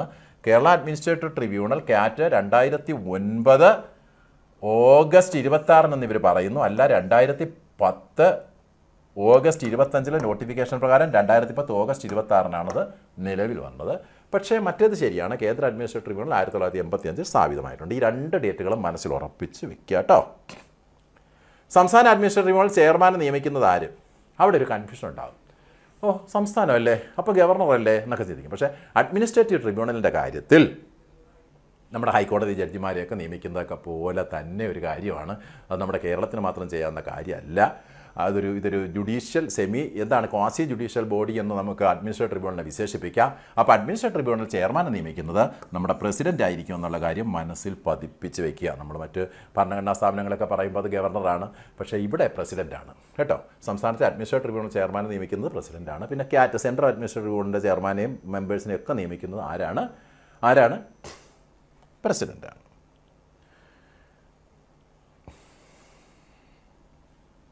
താഴെ പറയുന്നതിൽ കേരള അഡ്മിനിസ്ട്രേറ്റീവ് ട്രിബ്യൂണലിനെ പറ്റിയുള്ള ശരിയായ പ്രസ്താവന അല്ലെങ്കിൽ പ്രസ്താവനകളേവ? ചെയർമാൻ്റെയും അംഗങ്ങളുടെയും കാലാവധി 5 വർഷമോ 68 വയസ്സാണ്. ആദ്യ ചെയർമാൻ ജസ്റ്റിസ് CK ബാലകൃഷ്ണൻ നായരായിരുന്നു. നിലവിലെ ചെയർമാൻ ജസ്റ്റിസ് CK അബ്ദുൾ റഹീമാണ്. ഈ കാര്യത്തിൽ എനിക്കൊരു സംശയമുണ്ട്. നിങ്ങൾ നോക്കൂ, നിങ്ങൾക്ക് സംശയമുണ്ടോ എന്ന് നോക്കൂ. ആദ്യ ചെയർമാൻ ജസ്റ്റിസ് CK ബാലകൃഷ്ണൻ നായരായിരുന്നു എന്ന് ഞാൻ ശരിയാണ്. അത് നിങ്ങളുടെ മനസ്സിൽ ഉറപ്പിച്ച് വെക്കേണ്ട പോയിൻ്റാണെന്നേ. നമ്മുടെ സ്വന്തം ക്യാറ്റ് കേരള അഡ്മിനിസ്ട്രേറ്റീവ് ട്രിബ്യൂണൽ, അതിൻ്റെ ആദ്യ ചെയർമാൻ നമ്മളൊന്ന് അറിയണ്ടേ. ജസ്റ്റിസ് ശ്രീ K ബാലകൃഷ്ണൻ നായരായിരുന്നു. നിലവിലെ ചെയർമാൻ ജസ്റ്റിസ് CK അബ്ദുൾ റഹീമാണ്. ഈ രണ്ടും നമ്മൾ അറിഞ്ഞിരിക്കേണ്ട പോയിന്റുകളാണ്. പക്ഷേ ആദ്യത്തെ പോയിന്റ് എന്താടാ തെറ്റിയത്? ഇവിടെ ചെയർമാൻ്റെയും അംഗങ്ങളുടെയും കാലാവധി ഒരു ഭേദഗതി വന്നിട്ടുണ്ട് കേട്ടോ. പണ്ട് നമ്മുടെ ഭരണഘടന പ്രകാരം ഇങ്ങനെയായിരുന്നു കിടന്നത്. പക്ഷേ ഇപ്പോൾ ഒരു ഭേദഗതി വന്നിട്ടുണ്ട്. അത് 4 വർഷമോ 70 വയസ്സാക്കി മാറ്റി ചെയർമാൻ്റെത് കേട്ടോ. ചെയർമാൻ്റെത് അതൊന്ന് പ്രത്യേകം നോട്ട് ചെയ്ത് വെക്കണേ. ചെയർമാൻ്റെത് 4 വർഷമോ 70 വയസ്സാക്കി. മറ്റ് അംഗങ്ങളുണ്ടല്ലോടാ, അവരുടേത് 4 വർഷം തന്നെയാണ്. പക്ഷേ വയസ്സ് 67 വയസ്സ് കേട്ടോ. 67 വയസ്സ് ഇത് മറ്റംഗങ്ങൾ കേട്ടോ, മറ്റംഗങ്ങൾ. അപ്പോൾ അതൊന്ന് ശ്രദ്ധിച്ചാൽ നല്ലതാണ്. ചെയർമാൻ്റെയും അംഗങ്ങളുടെയും കാലാവധി അഡ്മിനിസ്ട്രേറ്റീവ് ട്രിബ്യൂണലിനെ സംബന്ധിച്ച് പറയുമ്പോൾ ചെയർമാൻ്റെ 4 വർഷം 70 വയസ്സ്, മറ്റ് 4 വർഷം 60. അപ്പോൾ ഇതിനറിയാമല്ലോ 2ഉം 3ഉം മാത്രമാണ് ഇതിൽ ശരിയായിട്ടുള്ളത് അല്ലേ. നമ്മുടെ ആദ്യ ചെയർമാൻ ജസ്റ്റിസ് CK ബാലകൃഷ്ണൻ നായരായിരുന്നു എന്നുള്ളത് ശരിയാണ്. നിലവിലെ ചെയർമാൻ ജസ്റ്റിസ് CK അബ്ദുൾ റഹീമാണെന്ന് പറയുന്നതും ശരി തന്നെ കുഞ്ഞുങ്ങളെ. താഴെ പറയുന്നത് ശരിയായ പ്രസ്താവന. ഇത് തന്നെ ശരിയായ 1980 അഡ്മിനിസ്ട്രേറ്റീവ് ട്രിബ്യൂണൽ ആക്ട് ഞാൻ പറഞ്ഞു. ആക്ട് പാസ്സാക്കിയത് 1985 ഇന്ത്യൻ പാർലമെൻറ്റ്. ബന്ധപ്പെട്ട സ്റ്റേറ്റ് ഗവൺമെൻറ്റുകളുടെ അപേക്ഷ പ്രകാരം സംസ്ഥാന അഡ്മിനിസ്ട്രേറ്റീവ് ട്രിബ്യൂണലുകൾ രൂപീകരിക്കുവാൻ കേന്ദ്ര ഗവൺമെൻറ് അധികാരപ്പെടുത്തുന്നത് കേട്ടോ. ഈ സംസ്ഥാനത്തിൽ അഡ്മിനിസ്ട്രേറ്റീവ് ട്രിബ്യൂണലുകൾ ആദ്യമായിട്ട് രൂപീകരിക്കുന്നതും കേന്ദ്ര ഗവൺമെൻറ്റാണ്. കാരണം 1980 നമ്മുടെ 323A എന്ന 323A ഇല്ലേ, 14A എന്നുള്ള ഭാഗത്തുള്ള 323A, അതിൽ പറയുന്നത് അഡ്മിനിസ്ട്രേറ്റീവ് ട്രിബ്യൂണലുകൾ രൂപീകരിക്കുന്നതിന് വേണ്ടി എന്ത് ചെയ്യണം? പാർലമെൻ്റ് ഒരു നിയമം നിർമ്മിക്കണമെന്നാണ് പറഞ്ഞത്. അതുകൊണ്ട് തന്നെ ഇതിനെ കോൺസ്റ്റിറ്റ്യൂഷണൽ ബോഡിയായിട്ടല്ല നമ്മൾ എടുക്കുന്നത്. ഇതിനെ എന്തായിട്ടാണ് എടുക്കുക? സ്റ്റാറ്റ്യൂട്ടറി സ്ഥാപനമാണ്. ഇതൊരു നിയമസ്ഥാപനമാണ്. ഈ ആക്ടിലൂടെ 1985 അഡ്മിനിസ്ട്രേറ്റീവ് ട്രിബ്യൂണൽ ആക്ടിലൂടെയാണ് നിലവിൽ വന്നത്. അതുകൊണ്ട് കേരള അഡ്മിനിസ്ട്രേറ്റീവ് ട്രിബ്യൂണൽ എന്ന് പറയുന്നത് എന്താണ്? സ്റ്റാറ്റ്യൂട്ടറി സ്ഥാപനമാണ്, ക്വാസി ജുഡീഷ്യൽ സ്ഥാപനമാണ് കേട്ടോ, ഓർത്തോളണം. അപ്പോൾ ഇത് കറക്റ്റാണ്. കേന്ദ്ര ഗവൺമെൻറ്റാണ്. നമ്മൾ ഒരു റിക്വസ്റ്റ് അങ്ങോട്ട് കൊടുക്കണം. അതിനനുസരിച്ച് കേന്ദ്ര ഗവൺമെൻറ്റാണ് അഡ്മിനിസ്ട്രേറ്റീവ് ട്രിബ്യൂണൽ സ്ഥാപിക്കുന്നത്. പിന്നെ അതിലെ ചെയർമാനെയോ അംഗങ്ങളെയൊക്കെ നിയമിക്കുന്നത് നമ്മുടെ ഇവിടുന്ന് ഒരു സെലക്ഷൻ കമ്മിറ്റി ഉണ്ട്. ആ സെലക്ഷൻ കമ്മിറ്റി അങ്ങോട്ട് റിപ്പോർട്ട് കൊടുക്കുക. അതിനനുസരിച്ച് പ്രസിഡൻ്റാണ് നിയമിക്കുന്നത്. പിന്നെ പാർലമെൻറ്റ് സെക്രട്ടറിയൽ സ്റ്റാഫ് കേന്ദ്ര അഡ്മിനിസ്ട്രേറ്റീവ് ട്രിബ്യൂണലിൻ്റെ പരിധിയിൽ വരുന്നില്ല കേട്ടോ. അപ്പോൾ ഇതിൻ്റെ പരിധിയിൽ വരില്ല. പാർലമെൻറ്റ് സെക്രട്ടേറിയറ്റ് സ്റ്റാഫ് എന്ന് പറയുന്നത് എന്തിൽ വരില്ല? കേന്ദ്ര അഡ്മിനിസ്ട്രേറ്റീവ് ട്രിബ്യൂണലിൻ്റെ പരിധിയിൽ വരില്ല. അതുപോലെ ക്യാറ്റിന് സ്വന്തം പ്രൊസീജിയർ നിയമങ്ങൾ രൂപപ്പെടുത്താൻ അധികാരമില്ലെന്ന് പറയുന്നു. അത് തെറ്റാണ് കേട്ടോ. അധികാരമുണ്ട് അവർക്ക് കേട്ടോ. ഇവർക്ക് അധികാരമില്ലെന്നൊന്നും പറയല്ലേ, അവർക്ക് അധികാരമുണ്ട്. ഉള്ള കാര്യം ഇല്ലെന്ന് എങ്ങനെയാണ് പറയുക? ഉള്ളതില്ലെന്ന് പറഞ്ഞിട്ട് നമുക്ക് എന്ത് നേടാനാടേ? നമുക്കൊന്നും നേടാനില്ല. അവർക്ക് അധികാരമുണ്ട്, അവർക്ക് വ്യക്തമായ അധികാരമുണ്ട്. ക്യാറ്റിന് സ്വന്തം പ്രൊസീജിയർ നിയമങ്ങൾ രൂപപ്പെടുത്താൻ അധികാരമുണ്ടെന്നേ കേട്ടോ.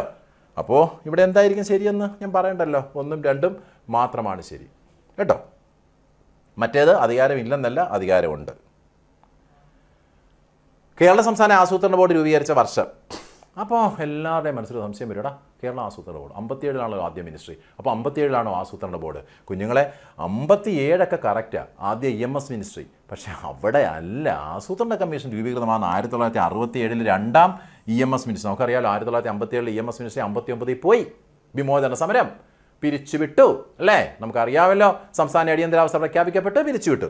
പിന്നെ അദ്ദേഹം സപ്തകക്ഷി മുന്നണി എന്ന് പറഞ്ഞ് തിരിച്ചു വരുന്ന 1967. 1967 സെപ്റ്റംബറിലാണ് കേരള സംസ്ഥാന ആസൂത്രണ ബോർഡ് രൂപീകരിച്ചത് കേട്ടോ. ആ ബോർഡിൻ്റെ ചെയർമാൻ ആരായിരുന്നു? സ്വാഭാവികമായിട്ട് സംസ്ഥാന മുഖ്യമന്ത്രി ആയിരിക്കുമല്ലോ, EMS ആണ്. അപ്പോൾ ആദ്യ ആസൂത്രണ ബോർഡിൻ്റെ ചെയർമാൻ മുഖ്യമന്ത്രി EMS തന്നെയായിരുന്നു, അന്നത്തെ മുഖ്യമന്ത്രി. പക്ഷേ 57 67 മറക്കരുത് കേട്ടോ. കേരള സംസ്ഥാന ആസൂത്രണ ബോർഡ് രൂപീകരിച്ചിരിക്കുന്നത് സംസ്ഥാനത്തിൻ്റെ വികസന ആസൂത്രണത്തിന് ഉപദേശം നൽകാനാണ്. താഴെ പറയുന്നവയിൽ ഏതൊക്കെയാണ് സംസ്ഥാന ആസൂത്രണ ബോർഡിൻ്റെ പ്രവർത്തനങ്ങൾ? പഞ്ചവത്സര വാർഷിക പദ്ധതികൾ ആവിഷ്കരിക്കുന്നു. ശരിയാണ്. നമ്മൾ ഇപ്പോൾ 14ാം പഞ്ചവത്സര പദ്ധതി അല്ലേ ഇപ്പോൾ നമ്മുടെ കേരളത്തിൻ്റെ, ഇന്ത്യയുടെ പഞ്ചവത്സര പദ്ധതിയൊക്കെ പോയി. ഇപ്പോൾ നീതി ആയോഗ് വന്നതോടെ പഞ്ചവത്സര പദ്ധതിയൊക്കെ നിർത്തലാക്കി. നമ്മുടെ കേരളം പക്ഷേ പഞ്ചവത്സര പദ്ധതി ഇപ്പോഴും തുടരുന്നുണ്ട്. നമ്മുടെ പഞ്ചവത്സര പദ്ധതി 2022 മുതൽ വരുന്നത് 5 വർഷത്തേക്കുള്ളത് കേട്ടോ. 2027 വരെ. അത് 14ാം പഞ്ചവത്സര പദ്ധതിയായി ഇപ്പോൾ നമ്മൾ നടപ്പാക്കുന്നത് കേട്ടോ. അപ്പോൾ അത് കറക്റ്റാണ്. വാർഷിക സാമ്പത്തിക അവലോകനം തയ്യാറാക്കുന്നു. അതും കറക്റ്റാണ്. വാർഷിക സാമ്പത്തിക അവലോകനം തയ്യാറാക്കുക എന്നുള്ള അവരുടെ ചുമതലയാണ്. ഇതെന്താ സാധനം? സഹകരണ ഫെഡറലിസം എന്ന് പറഞ്ഞാൽ സെൻട്രലും സ്റ്റേറ്റും തമ്മിലുള്ളതല്ലേ. സെൻട്രലും സ്റ്റേറ്റും തമ്മിലുള്ള ബന്ധത്തെ പറ്റിയൊക്കെ അവലോകനം ചെയ്യേണ്ടത്, പിന്നെ ഘടനാപരമായ പിന്തുണാ സംരംഭങ്ങളിലൂടെ ഫെഡറലിസത്തെ പരിപോഷിപ്പിക്കേണ്ടത് നീതി ആയോഗിൻ്റെ ചുമതലയല്ലേ. ഇത് നമുക്കെന്തിനാ? നമ്മളിവിടെ കേന്ദ്രവും സംസ്ഥാനവും ഇല്ലല്ലോ. നമ്മുടെ ഇവിടുത്തെ ഈ സംസ്ഥാന ആസൂത്രണ ബോർഡ് രൂപീകരിച്ചത് നമ്മുടെ ഇവിടുത്തെ കാര്യങ്ങൾ ചെയ്യാൻ വേണ്ടിയല്ലേ. അപ്പോൾ ഇത് ചെയ്യേണ്ടത് നീതി ആയോഗല്ലേ. അപ്പോൾ ഇതല്ലല്ലോ കുഞ്ഞുങ്ങളെ. പിന്നെ പ്ലാൻ സ്കീമുകളുമായി ബന്ധപ്പെട്ട് ഇൻ്റർ ഡിപ്പാർട്ട്മെൻറ്റ്, ശരിയാണ്, പല ഡിപ്പാർട്ട്മെൻറ്റുകളിൽ ഇൻ്റർ ഡിപ്പാർട്ട്മെൻറ്റ് ഏകോപനം സാധ്യമാക്കേണ്ടത് ഇവരാണ്. അപ്പോൾ അവിടെ നമുക്കൊരു തെറ്റ് കണ്ടെത്താൻ കഴിഞ്ഞു അല്ലേ. അപ്പോൾ 1, 2, 4 മാത്രമായിരിക്കുമല്ലോ ശരി. ഓക്കെ, 1, 2, 4 മാത്രം പിടികിട്ടിയ മക്കളെ. ചുവടെ ചേർക്കുന്ന പ്രസ്താവനകളിൽ ശരിയായ പ്രസ്താവന ഏത്? പ്ലാനിംഗ് ബോർഡ് ചെയർപേഴ്സൺ മുഖ്യമന്ത്രിയാണ്. ഞങ്ങൾക്ക് സംശയമൊന്നുമില്ല, പ്ലാനിംഗ് ബോർഡ് ചെയർപേഴ്സൺ മുഖ്യമന്ത്രിയാണ്. മുഖ്യമന്ത്രി ആരാണോ അദ്ദേഹമായിരിക്കും. പ്ലാനിംഗ് ബോർഡിലെ എക്സ്പെർട്ട് ടൈം മെമ്പറാണ് ഇപ്പോൾ സന്തോഷ് കുളങ്ങര. സന്തോഷ് ജോർജ് കുളങ്ങര ഇപ്പോൾ എക്സ്പെർട്ട് ടൈം മെമ്പറാണ്. ശരിയാണ്, അദ്ദേഹം ഒരു എക്സ്പെർട്ട് ടൈം മെമ്പറായിട്ട് ഇപ്പോൾ പ്രവർത്തിക്കുന്നുണ്ട്. പഞ്ചവത്സര വാർഷിക പദ്ധതികൾ തയ്യാറാക്കുക എന്നതാണ് പ്ലാനിംഗ് ബോർഡിൻ്റെ പ്രധാന ചുമതല. ശരിയാണല്ലോ, പിന്നെ അവരുടെ ചുമതല അതല്ലേ. അപ്പോൾ എല്ലാം ശരിയാണ്, എല്ലാം ശരിയാണ്.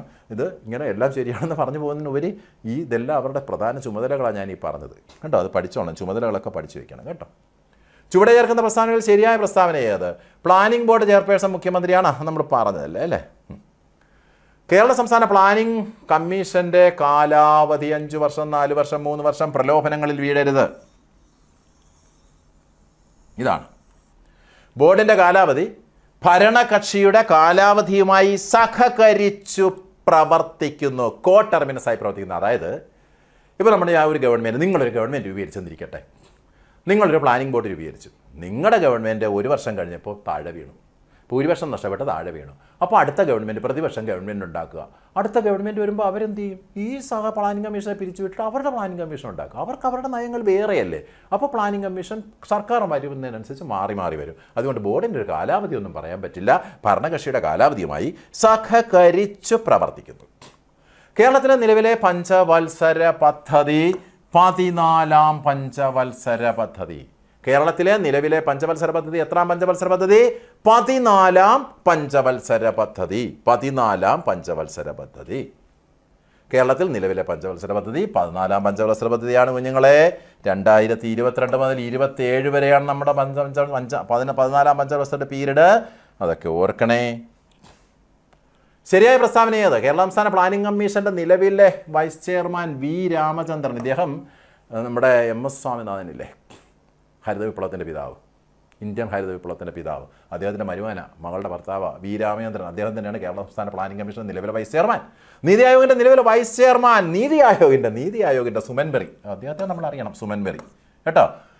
അത് ശരിയാ. നീതി ആയോഗിൻ്റെ നിലവിലെ ചെയർമാൻ നരേന്ദ്രമോദി, അദ്ദേഹമാണല്ലോ പ്രധാനമന്ത്രി. നീതി ആയോഗിൻ്റെ പ്രധാനമന്ത്രി അദ്ദേഹം തന്നെ ആയിരിക്കണമല്ലോ. പണ്ട് പ്ലാനിംഗ് കമ്മീഷൻ ആയിരുന്നപ്പോഴും ഇന്ത്യയിലെ പ്ലാനിംഗ് കമ്മീഷൻ്റെ ചെയർമാൻ പ്രധാനമന്ത്രിയായിരുന്നു. ഇപ്പോൾ അത് നീതി ആയോഗായിട്ട് 2015 പരിവർത്തനം ചെയ്തപ്പോഴും അദ്ദേഹം തന്നെയാണ്. നിലവിൽ നീതി ആയോഗിൻ്റെ chief executive officer BBR Subrahmanyam. അതും കൂടെ പഠിക്കണം കേട്ടോ. ചീഫ് എക്സിക്യൂട്ടീവ് ഓഫീസർ, നിലവിലെ നീതി ആയോഗിൻ്റെ ചീഫ് എക്സിക്യൂട്ടീവ് ഓഫീസർ BBR സുബ്രഹ്മണ്യനാണ്. നിലവിൽ നീതി ആയോഗിൻ്റെ നിലവിലെ ചെയർമാൻ നരേന്ദ്രമോദിയാണ്. നീതി ആയോഗിൻ്റെ നിലവിലെ വൈസ് ചെയർമാൻ സുമൻ ബെറിയാണ്. കേരള സംസ്ഥാന പ്ലാനിംഗ് കമ്മീഷന്റെ നിലവിലെ വൈസ് ചെയർമാൻ ആരാണപ്പാ? വി രാമചന്ദ്രൻ. എല്ലാം ശരി, സംശയമില്ല. 1994 കേരള മുനിസിപ്പാലിറ്റി നിയമത്തിലെ വകുപ്പ് 55 പ്രകാരം രൂപീകൃതമായ സംവിധാനം ഒന്നാലോചിച്ച് നോക്കൂ.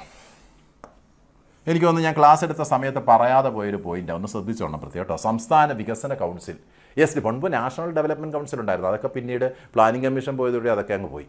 പക്ഷേ സംസ്ഥാനത്തിൽ ഇപ്പോഴും പ്ലാനിംഗ് കമ്മീഷനും ഉണ്ട്.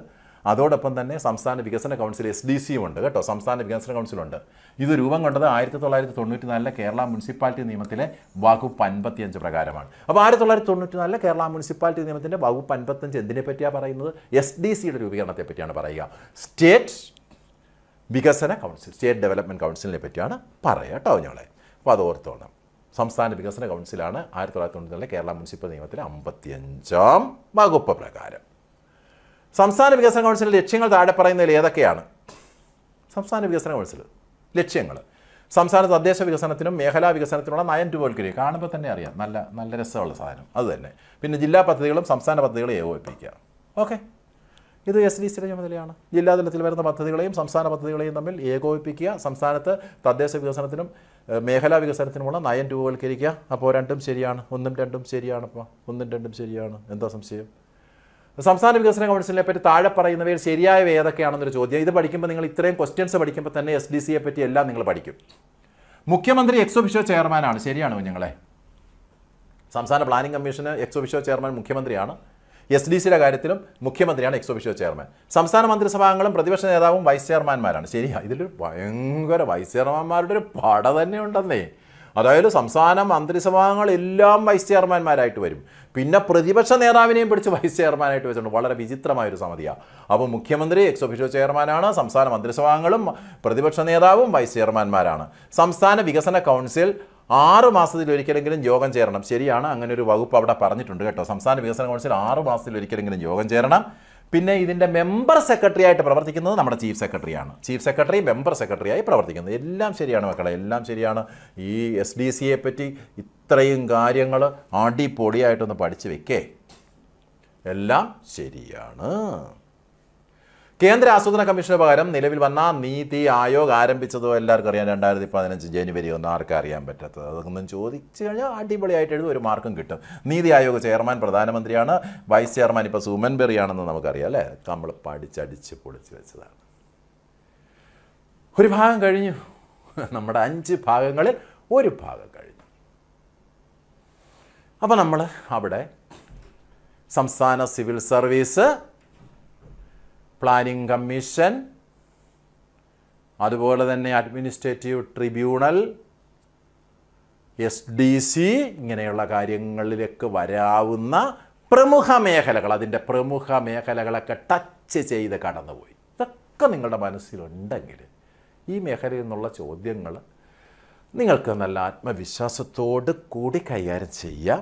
അടുത്ത 4 പാർട്ട് കൂടി പഠിക്കുമ്പോൾ സംഗതി അങ്ങ് ക്ലിയർ ആകും. പിന്നെ നേരത്തെ നമ്മൾ ഒരുപാട് കാര്യങ്ങൾ അതൊക്കെ നമ്മൾ 10-24 ക്ലാസ്സൊക്കെ എടുക്കുമ്പോൾ അത് ഡീറ്റെയിൽഡ് ആയിട്ട് അങ്ങ് പറഞ്ഞു പോകുന്നു. അത്രയും ഡീറ്റെയിൽ ചെയ്യാനുള്ള സമയം നമുക്ക് ഇവിടെ ഇല്ല. നമ്മൾ പ്രധാന മേഖലകളിലേക്ക് കടന്നുകൊണ്ടുള്ള ഒരു ക്ലാസ്സാണിത്. ഇത് മനസ്സിലായെന്ന് കരുതുകയാണ്. എല്ലാവർക്കും വിജയാശംസകൾ. അടുത്ത ക്ലാസ്സിൽ കാണാം. അടുത്ത ക്ലാസ്സിൽ നമുക്ക് വീണ്ടും കാണാം.